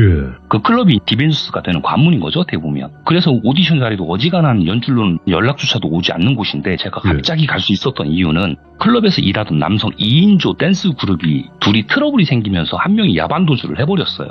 그래갖고 팀이 한 명이 야반도주를 해버려가지고 깨진 거죠. 그래가지고 한 명 자리가 나와서 제가 들어가게 됐는데 2인조 그룹이 원래 계약을 깨지면 받은 페이를 뱉어내는 게 원칙이에요. 근데 그 팀들은 굉장히 잘했던 팀이라 클럽에서 배려를 해줍니다. 다른 한 명을 구해서 연습한 후 다시 일을 할 수 있게 기회를 줘요. 그래서 어찌어찌 오디션을 보고 제가 듀엣 대신 일을 합니다. 거기서 일을 시작하는 날 오전에 클럽에서 정해준 숙소라는 곳에 짐을 옮기고 클럽마다 틀려요. 어느 클럽은 숙소를 장기 모텔을 잡아주는 곳도 있고 어느 클럽은 기숙사가 있는 곳도 있어요. 근데 그곳에는 호텔 1층이 클럽이고요. 여기서 제가 보내드렸던 그림 한번 띄워주시면 주차장이 가운데 있고 왼쪽에 호텔 건물이 있고 그리고 주차장에서 오른쪽에 보시면 식당들이 쭉 있어요. 그 기숙사는 그 호텔을 가로지르고 좁은 문으로 딱 올라가자마자 저희 기숙사가 2층에 방이 있습니다. 그 한 평 반 정도 되는 방들이 좌우로 무슨 여인숙처럼 되어 있거든요. 오디션 보러 왔을 때 기숙사 위치는 알아뒀고 빈 방을 찾는데 한 방 한 번 조심히 열어봤어요. 낮에 왔으니까 오전이다 보니까 새벽 늦게까지 일한 DJ들이 자고 있잖아요. 예. 그래서 한 방 열어봤더니 한 명이 대자로 자고 있고 또 이 방 열어봤더니 자고 있고 그러다가 어떻게 하다가 가운데쯤 가서 방을 열어보니까 빈 방이 하나 나오더라고요. 그래서 저는 그 방을 선택을 합니다. 그래서 방바닥하고 천장하고 이렇게 탁 당겨서 연결하는 행거 있잖아요. 그거를 설치하고 무대 의상, 개인 의상부터 옷걸이에 걸고 여기서 하나 말씀드린다면 클럽 DJ들은 한 클럽에서 3개월에서 6개월 정도밖에 일을 안 해요. 왜냐하면 레파토리를 아무리 바꿔도 그 DJ만의 색깔을 바꿀 수가 없고 또 손님들 질려할 수도 있고 그러다 보니까 클럽에서는 계속 잘하는 새로운 DJ들 찾고 그러다 보니까 오래 일을 안 하다 보니까 DJ들이 이사할 때 99%가 의상입니다. 다른 거 거의 없어요. 의상만 가지고 다니는데 저도 행거 다 정리하고 방도 정리했겠다. 시내 좀 나가보고 또 음식하면 전라도 아닙니까? 그래서 만난 곳도 좀 먹고 그러다가 오후가 돼서 숙소에 들어와서 저녁이 돼서야 가게를 출근하니까 클럽 부장님이 저하고 그 클럽에 일하고 있는 DJ들을 다 불러가지고 인사를 시키더라고요. 보니까 선배가 2명 있고 친구도 2명 있고 4명 정도가 후배고 그 2명 중에 한 명이 아까 말씀드렸던 2인조 듀엣 중에 남아있는 한 명이었었어요. 그 친구가 저하고 친구였었어요. 나이가. 그랬고 그 듀엣을 했다가 한 명이 야반도에서 남겨진 그 친구를 똘비라고 할게요. 근데 클럽이랑 숙소랑 너무 가깝다 보니까 DJ 대기실이 있는데도 필요가 없어요. 그냥 거의 막내들이 쓰고 방에 앉아있다 보면 쿵짝쿵짝쿵짝쿵짝 소리가 들리다가 갑자기 조용해진 발라든 거예요. 그럼 다음 타자가 숙소에 슬슬 나가요. 그게 문제가 아닌 좀 문제가 되더라고요. 왜냐하면 다들 대기실에 나와 있으면 쉽게 친해지는데 서로 방에서 있다가 음악 딱 꺼지면 다음 타자 나가고 들어오면 바로 숙소로 들어오고 뭐 그러다 보니까 마주칠 일이 별로 없다 보니까 다들 서먹서먹해지는데 그래도 동갑내기라 그런지 똘비랑은 제가 제일 먼저 친해졌어요. 근데 첫날 그 방에서 자는데 뭔가 이상해요. 기가 센 저에게도 뭔가가 느낌이 이상하게 느껴져요. 자려고 누우면 잠이 안 오고 눈을 감고 있으면 누가 날 쳐다보는 것 같은 느낌이 들고 그리고 어느 순간에 갑자기 등골이 오싹해지고 잠자리가 바뀌어서 그런가 보다 하고 그냥 또 억지로 잡니다. 근데 자다 깨다를 하도 반복하다 보니까 일어나도 몸이 찌뿌둥합니다. 시원하지가 않고 그래서 그렇게 며칠을 보내는데 정말 매일 이 방 뭐지? 뭐지? 이런 느낌이 들어요. 눈 감고 있으면 누가 쳐다보는 것 같고 계속 왜 그쪽을 휙 쳐다보면 아무것도 없고 나중에 들었는데 DJ들이 자고 있으면 복도에서 발자국 소리가 들리다가 방들을 놓고 하는 소리가 들린대요. 누구세요 하고 열면 아무도 없고 그리고 타임 끝나고 방에 들어오다 보면 애들이 복도에서 돌아다니는 남자를 봤다 그러고 근데 얼굴하고 목, 팔, 전신, 피부가 희마리가 없대요. 이렇게 좀 밑으로 쏠려있는 듯하게 눈, 코, 입술이 턱 밑으로 이렇게 흘러내리는 듯하게 그런 젊은 남자 귀신을 많이 본다 그러더라고요. 똘비도 봤다 그러고 선배랑 후배도 다 봤고 똑같은 귀신을 저는 뭐 보기는 거는 노크 소리도 못 들었고요. 그렇게 며칠이 지나서 대기실에서 마주칠 일이 아무리 없다 하더라도 오다 가다 많이 마주치고 하니까 전체 메인 DJ 형이 DJ 전체 밥 먹는 자리, 술 먹는 자리를 만들었어요. 그래서 자연스럽게 친해지게 되더라고요. 저는 참고로 술은 입에도 못 댑니다. 열흘 정도 지나서 일 끝나고 DJ끼리 술 먹고 밥 먹고 이렇게 기회가 생기니까 얘기들을 많이 하게 되잖아요. 그래서 제가 똘비한테 물어봐요. 어떻게 멤버는 구했냐? 그러니까 똘비가 구하고 있어. 근데 잘 안 구해진다 그러더라고요. 그러면서도 언제 연습해서 올라가냐 환장하겠다 이러더라고요. 그래서 뭐 얘기도 하고 그래서인지 뭐 제가 일 들어오고 나서 똘비는 항상 근심 걱정에 쌓여있는 얼굴이었어요. 웃는 얼굴을 못 봤었어요. 그리고 뭐 가게 사운드가 어쩌네 저쩌네 그렇게 일상적인 얘기들을 하고 있는데 갑자기 제 바로 밑에 있는 동생이 아까 통화했던 동생이죠. 저한테 기가 찰말을 하더라고요. 형 그 방에서 지내는 거 괜찮아요? 이렇게 물어봐요. 근데 또 다른 동생이 잘 때 누가 녹화 안 해요? 발자국 소리 안 들려요? 막 물어보더라고요. 그러니까 전부 DJ들이 저를 쳐다보면서 제 반응을 보더라고요. 그래서 제가 왜? 그 방이 뭐 어때서? 라고 물어봤는데 그때 메인 DJ 형이 그러더라고요. 캐다 빈방 많은데 왜 하필 그 방이냐 옮겨라 그러더라고요. 그래서 제가 왜요? 물어보고 제 바로 밑에 있는 동생이 얘기를 해주는데 제가 오기 3개월 전에 그 방을 쓰던 저보다 선배인 DJ분이 계셨대요. 근데 어느 날 여자친구랑 다른 지역의 DJ를 만나려고 일 끝나고 늦은 시간에 고속도로를 가다가 엄청 큰 트럭 있죠. 그 엄청 긴 트럭. 우리 고속도로 다니다 보면 물건 싣고 갔던 타이어 전부 내리고 가고 빈 차나 가벼운 거 실었을 때는 이렇게 타이어 올려가지고 가는 되게 긴 트럭 있잖아요. 완전 대형 트럭. 그게 그 고속도로 가다가 톨게이트로 빠져야 돼가지고 1차선에서 2차선으로 차선 변경을 하다가 그 큰 트럭 앞 대가리 쪽하고 뒤에 브레이크 등 쪽 그 사이를 차하고 차 사이로 온 거예요. 그래서 그 사이로 차선 변경하다 그 자리에서 두 분이 직사를 하셨답니다. 그래서 그 DJ분이 쓰던 방이었어요. 제가 쓰는 방이. 그 이후로 자꾸 노크 소리도 나고, 뭐 복도에서 발소리도 나고, 뭐 젊은 남자 귀신 보인다고 하고, 그래서 제가 바로 밑에 동생한테 쌍욕을 했죠. 그러니까 뭐, 형님 처음에 물어보고 들어가셨어야죠. 그런데, 아니, 제 입장에서 이 방에 무슨 문제가 있습니까? 없습니까? 물어보고 들어가는 것도 이상하잖아요. 그때 같이 있던 후배 DJ가 일 들어온 지 한 달 됐는데, 처음에 그 방에서 자고 혼비백산에서 다음날 방을 옮겼대요. 자려고 불 끄고 누웠는데 남자 목소리가 들리더래요. 나와. 그렇게 똑똑 이랬대요. 그리고 뭔가 이상해서 이렇게 신호를 뜨면 뭔가가 어리어리하게 돌아다니고 그래서 저는 왠지 잠자리가 상하더라 이렇게 하고 넘어가요. 근데 메인 형이 지금이라도 방을 옮기라고 계속 얘기를 하더라고요. 근데 저는 그 당시에 미신 귀신 이런 걸 믿지도 않았었고 뭐 견딜만 했기도 했고 그래서 귀찮아 그냥 쓴다고 하고 그냥 계속 씁니다. 그 방을.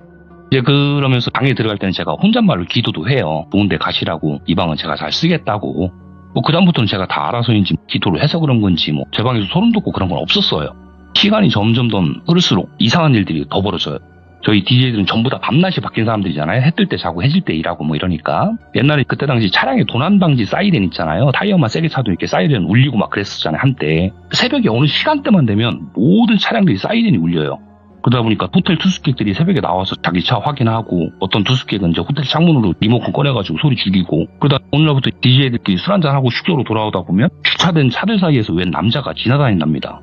그것도 평범하게 지나가는 게 아니라 주차된 차들 사이를 지그재그로 5대면 5대, 10대면 10대를 계속 지그재그로 돌아다니거나 아니면은 차문도 열지 않고 운전석 쪽으로 들어가서 조수석 쪽으로 투영하듯 나온대요. 아니면 자동차 정면에서 본넷 쪽으로 걸어가는데 본넷을 밟고 올라가는 게 아니라 그냥 땅바닥을 걷는데 뒤트렁크까지 차를 통과한대요.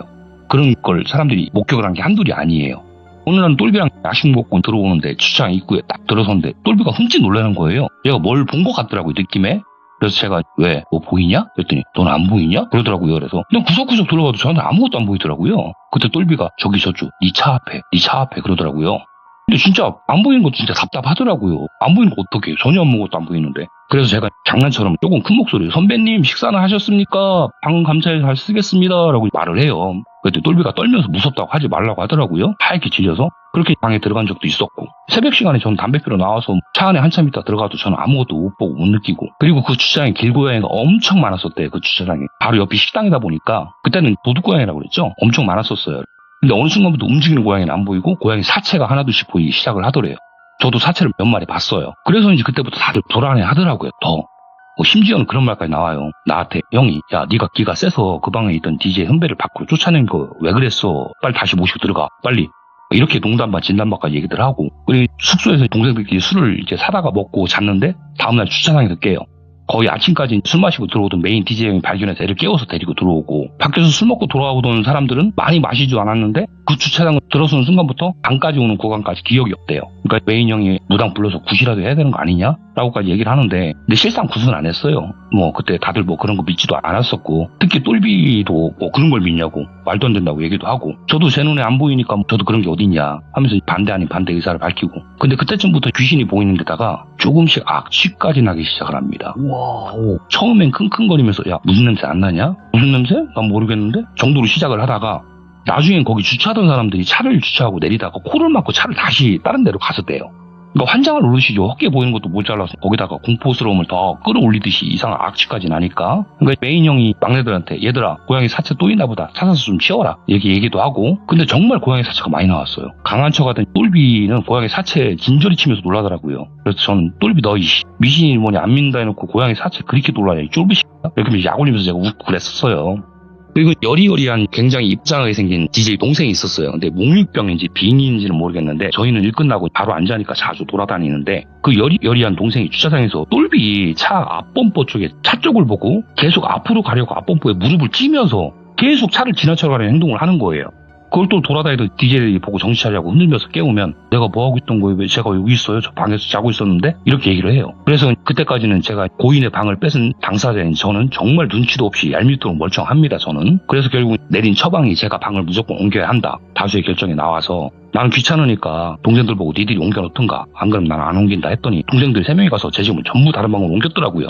그리고 메인 형이 위로한답시고 그 방에 소주랑 안주랑 그 방에 넣어놓고, 그렇게 해서 그런 일이 해결됐으면 참 다행일 텐데 달라지는 게 하나도 없어요. 더 심해져요. 어느 날 아침에 해가 뜰 때쯤에 주차장에서 어떤 남성이 찢어지는 비명소리가 들리더라고요. 그래서 앉아던 저희 몇 명 DJ들이 주차장으로 뛰어내려갔죠. 똘비가 가장 빠르더라고요. 생긴 건 그렇게 안 생겼는데. 호텔에서 묵었던 사람이에요. 그 당시 나이대는 한 40대 중반 정도? 그 당시에. 저희들이 내려가니까 어떻게 그거만 하고 있어요. 그래서 저희들 보고 119를 불러달래요. 자기가 사람을 쳤다고. 그래서 우리가 차 앞에 이렇게 앉아서 뛴 사람이 없어요. 사람이 없는데요? 라고 했더니 밑에 깔렸대요. 그래서 우리 또 땅바닥에 무릎 대고 차 밑까지 다 쳐다봐요. 잘못 보신 거 아니냐. 아무것도 없다. 그랬더니 아니래요. 그 사람 분명히 깔렸대요. 아마도 치인 사람이 술 마시고 범퍼 밑쪽에 들어가 자다가 차를 출발할 때 치게 된 것 같다라고 얘기를 하더라고요. 그분은 겉으로 보기엔 멀쩡했었어요. 술 냄새도 전혀 안 나고. 그때 우리 선배 형이 그분한테 물어봐요. 어떤 이유로 사람을 쳤다고 생각하시냐. 그랬더니 그분이 하시는 말씀이 시동을 딱 걸고 출발을 하려고 하는 찰나에 보면 본넷 끝 보이잖아요. 앞범퍼 쪽. 거기서 웬 남자 얼굴이 올라왔다가 차량을 조금 출발시켰더니 밑으로 쫙 끌려 들어가더래요. 그러니까 그분은 무조건 밑에서 차로 사람을 쳤다라고 생각을 하는 거였어요. 그래서 우리는 다시 차량 밑을 또 봤죠. 근데 아무것도 없어요. 그래서 그분을 조금 안정시키고 직접 차 밑을 보게 했더니 그분 입에서 제가 헛것 봤나 봐요. 직접 자기 눈으로 보더니 그래도 감사합니다. 하나님 주여. 정말 감사합니다. 뭐 계속 반복하더라고요. 그분이 헛것을 본 걸로 우리는 마무리하고 숙소로 돌아오면서 야, 뭔 일이냐. 이제 이런 일까지 생기냐. 라고 얘기하고 잠을 자기 위해서 각방으로 들어가는 똘비가 많이 놀랐나 봐요. 얼굴이 하얗게 질려서 겁먹은 표정을 하고 있더라고요. 그러던 중에 똘비가 야반도주한 사람 빈자리를 대체할 멤버를 구했어요. 소개로. 그래서 낮에는 자고 클럽이 끝나면 가게에서 새 멤버하고 연습을 하는데, 여기서 잠깐 가게 구조를 설명드리면 무대가 건물 안에서 끝에 있고 바로 앞에 손님들 춤추는 스테이지가 있고 그 뒤로 손님들 테이블, 그 뒤로는 복도, 그리고 주방, 화장실, 술창고 이렇게 있는데, 손님 테이블에서 화장실이나 주방, 술창고가 잘 보이지 않게 2층 높이로 유리벽이 설치가 돼 있었거든요. 그게 무대에서 보면 유리벽이 거울처럼 무대가 비쳐요. 그러다 보니까 연습할 때는 무대에서 한참 멀지만 거길 보면서 연습을 해요. 근데 많이도 아니에요. 4일 5일인가 연습하다가 사고가 생깁니다. 세 멤버가 멀리 있는 그 비치는 거울을 보면서 연습을 하다가 무대 끝자락을 못 보고 멀리 보다 보니까 다리 하나가 손님들 춤추는 스테이지 쪽으로 한쪽 발이 떨어져요. 근데 손님들 춤추는 스테이지하고 DJ가 올라가 있는 무대가 1.2m 정도 돼요. 근데 남자 다리가 아무리 길어도 발바닥에서 사타구니까지 1.2m가 안 되거든요. 그럼 어떻게 되겠어요? 무대 모서리에 전립선인 곳을 발보다 먼저 찐 거예요. 그래서 아파 죽겠다고 잠깐 쉬었다 하자고 화장실을 가더래요. 그러더니 1, 2분 만에 와가지고 화장실에 나와가지고 허리띠를 풀어헤치고 지퍼도 열어놓은 상태에서 팬티 안에 손을 넣고 병원에 가봐야 될 것 같아요. 이렇게 얘기를 하더래요. 그래서 똘비가 왜 다쳤냐? 이렇게 물어봤대요. 그러니까 팬티를 살짝 내리면서 한 움큼 화장실을 딱 꺼냈는데 전부 새빨간 피더래요. 그래서 팬티를 내려서 보여주는데 소변이 나와야 될 곳에서 피가 쏟아지고 있었다고 하더라고요. 그래서 급하게 택시 타고 병원으로 갔답니다. 원인은 무대 모서리에 사타구니가 찌우면서 요도가 끊긴 거예요. 그래서 병원에서는 끊긴 요도를 수술하려면 애를 뚫어서 소변줄을 달아야 한다고 하더라고요. 나중에 얘기를 들어보니까 그 소변줄 다는 게 장난이 아니라고 하더라고요. 근데 결국 어쩌죠 수술을 했어요. 그래갖고 새 멤버가 4, 5일 만에 그렇게 됐으니까 멤버를 또 구해야 되잖아요. 그러니까 제가 똘비한테 야 어떡하냐 이렇게 구한 멤버인데 아니 어쩌다 그랬어 그랬더니 똘비 한숨 푹푹 쉬면서 그냥 죽고 싶대요. 그게 그럴 말을 할 정도까지 일은 아니거든요. 일이 왜 이리 꼬이는지 모르겠다고 DJ 생활 접고 싶다고 죽고 싶다고 저는 또 이제 똘비를 달래줬죠. 야이씨 뭔 소리야 더 좋은 사람 들어오려고 액땜 하는 거지 힘내라. 그때 선배님이 또 야 우리 진짜 구태해야 되는 거 아니냐? 예전과 다르게 사뭇 진지하게 얘기를 하더라고요. 근데 똘비가 에이 무슨 굿이에요 또 그렇게 얘기를 해요. 저도 붓 같은 거 안 민다고 얘기를 하고 그때쯤부터 주차장이 슬슬 한산해져요. 하루하루 주차하는 차량들도 적어지고 그리고 결국 지배인님 사장님까지 다 알게 되고 알게 된 이유가 그쪽에 주차하는 호텔 고객들하고 클럽 손님들이 귀신 봤다고 얘기하는 사람 그리고 차량이 시동을 걸자마자 뭔가 악셀을 밟는 듯하게 굉음이 올라오는 증상 뭐에 홀렸다는 증상 그걸 호텔 쪽하고 클럽 쪽에 얘기를 많이 했나 봐요. 그중에 제일 많이 나온 얘기가 젊은 남자 귀신을 봤다는 얘기가 제일 많았었어요. 그러니까 사장님하고 지배인님하고는 에이씨 그런 게 어딨냐고 다들 몸이 허해서 그렇다고 넘어가려고 하고 근데 클럽 안에서 호텔 안에서도 그런 일이 계속 더 생겨요. 타 지역에서 출장 왔다가 그 호텔을 이용한 고객 중에 남자분 한 분이 씻고 자려고 하는데 화장실에 물이 틀어져 있는 것처럼 물소리가 계속 나던가 그럼 가보면 화장실에 물이 없고 그리고 잠들었는데 젊은 남자 귀신이 얼굴하고 모든 피부가 죽처럼 이렇게 흐르더래요. 옆에 흐느끼면서 울고 그런 가위도 들렸다 하고 어느 커플은 자다가 호텔 커튼이 어느 한 부분이 이렇게 안에 사람이 커튼을 이렇게 몸으로 밀고 나오는 듯하게 사람 형상으로 붕 뜨는 걸 이렇게 똑똑히 봤다면서 환불해서 나가고 그런 얘기들이 호텔에 민원이 많이 들어오니까 호텔 사장님도 이제 손님 떨어질까봐 걱정하기 시작하고 클럽은 클럽대로 이상한 일들이 벌어져요.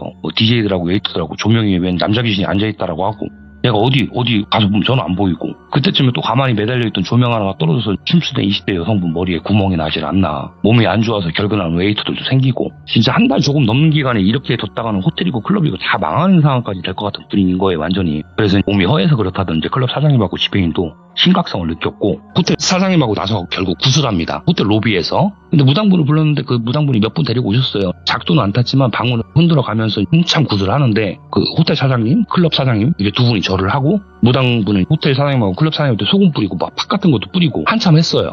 저는 그런 걸 안 믿다 보니까 그런가 보다 하고 있었고 똘비 표정이 정말 불안한 듯 묘한 표정으로 한참을 진지하게 쳐다보더라고요.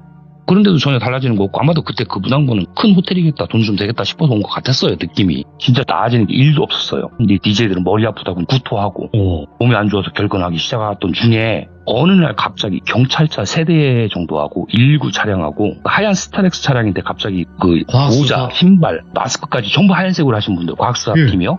호텔 옆에 주차장에 다 온 거예요. 골목시장에서 신고를 했다 그러더라고요.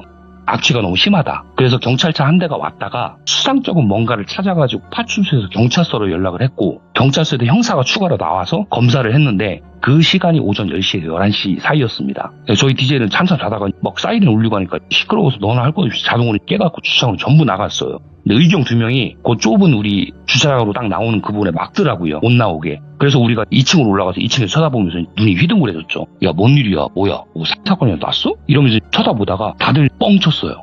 그 폴리스 라인 쳐놓은 차량이 똘비 차량이었어요. 그래서 우리 똘비야 하고 찾았는데 똘비가 없는 거예요. 누가 먼저라고 할 것도 없이 똘비방으로 뛰어갔는데 똘비방의 짐은 그대로고 똘비가 사라졌더라고요. 제가 처음에 5월 말이라고 했잖아요. 그 일을 처음 시작할 때가 한 달 정도 됐으니까 6월 말 정도 된 거예요. 6월 말, 7월 초. 똘비 차량 트렁크에서 젊은 남자 시신이 부패 진행되고 있었던 거예요. 그 시신은 듀엣 하나가 트러블이 생겨서 야반 도주했다라는 그 사람 시신이었습니다. 그러니까 일면식도 없는 저도 놀랐는데 어느 정도 얼굴 보면서 일한 DJ들 얼마나 시겁했겠어요.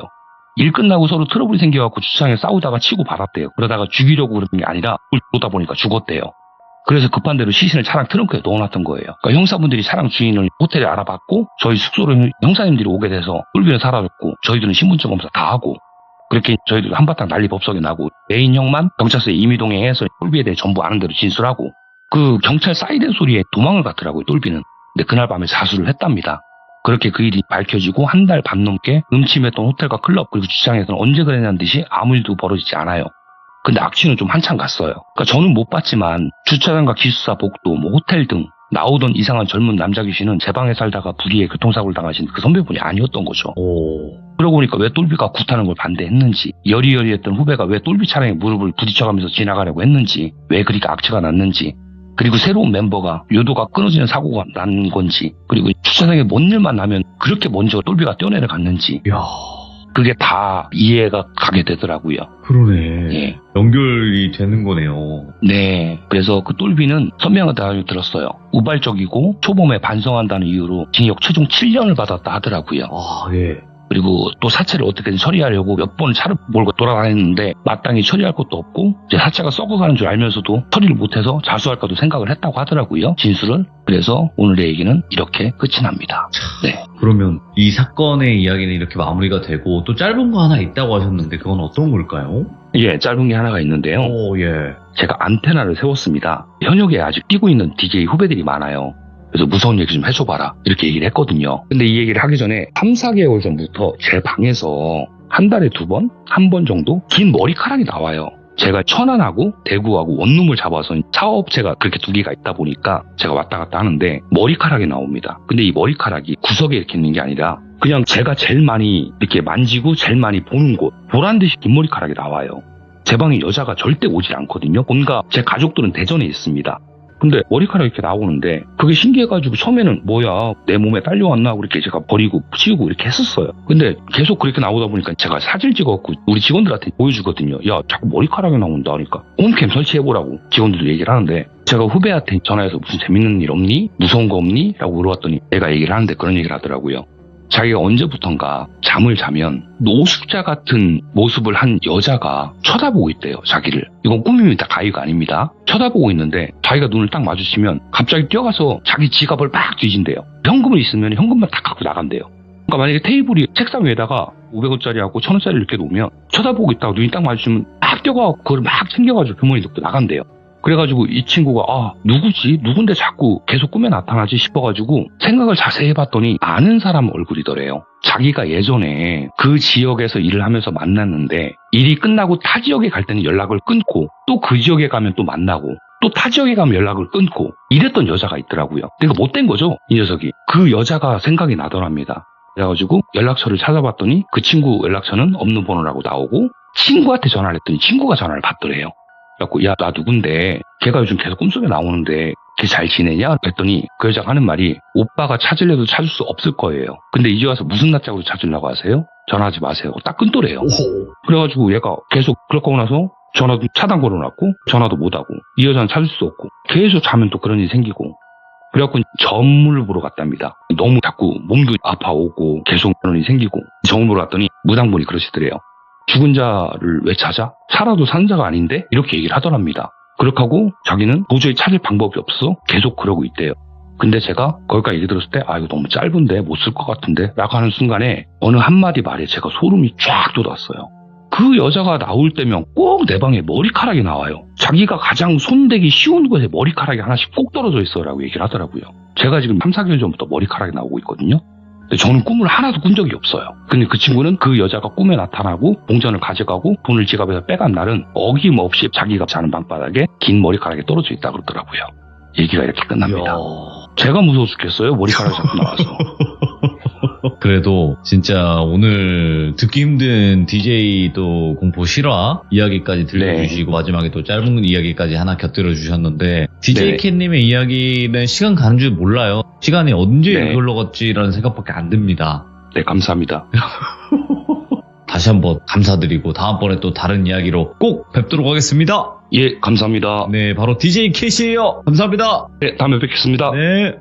자, DJ 캣님 영상은 이미 업로드가 되어 있어요. 그래서 여러분들 한번 꼭 보시면 그 이야기도 워낙 또 레전드 이야기였기 때문에 많은 분들이 좋아해 주실 거라고 믿습니다. 그래서 오늘 이야기도 들으신 분들은 DJ 캣 검색하셔서 돌비 공포라디오 올라와 있는 영상 꼭 보시길 바라겠습니다. 감사합니다.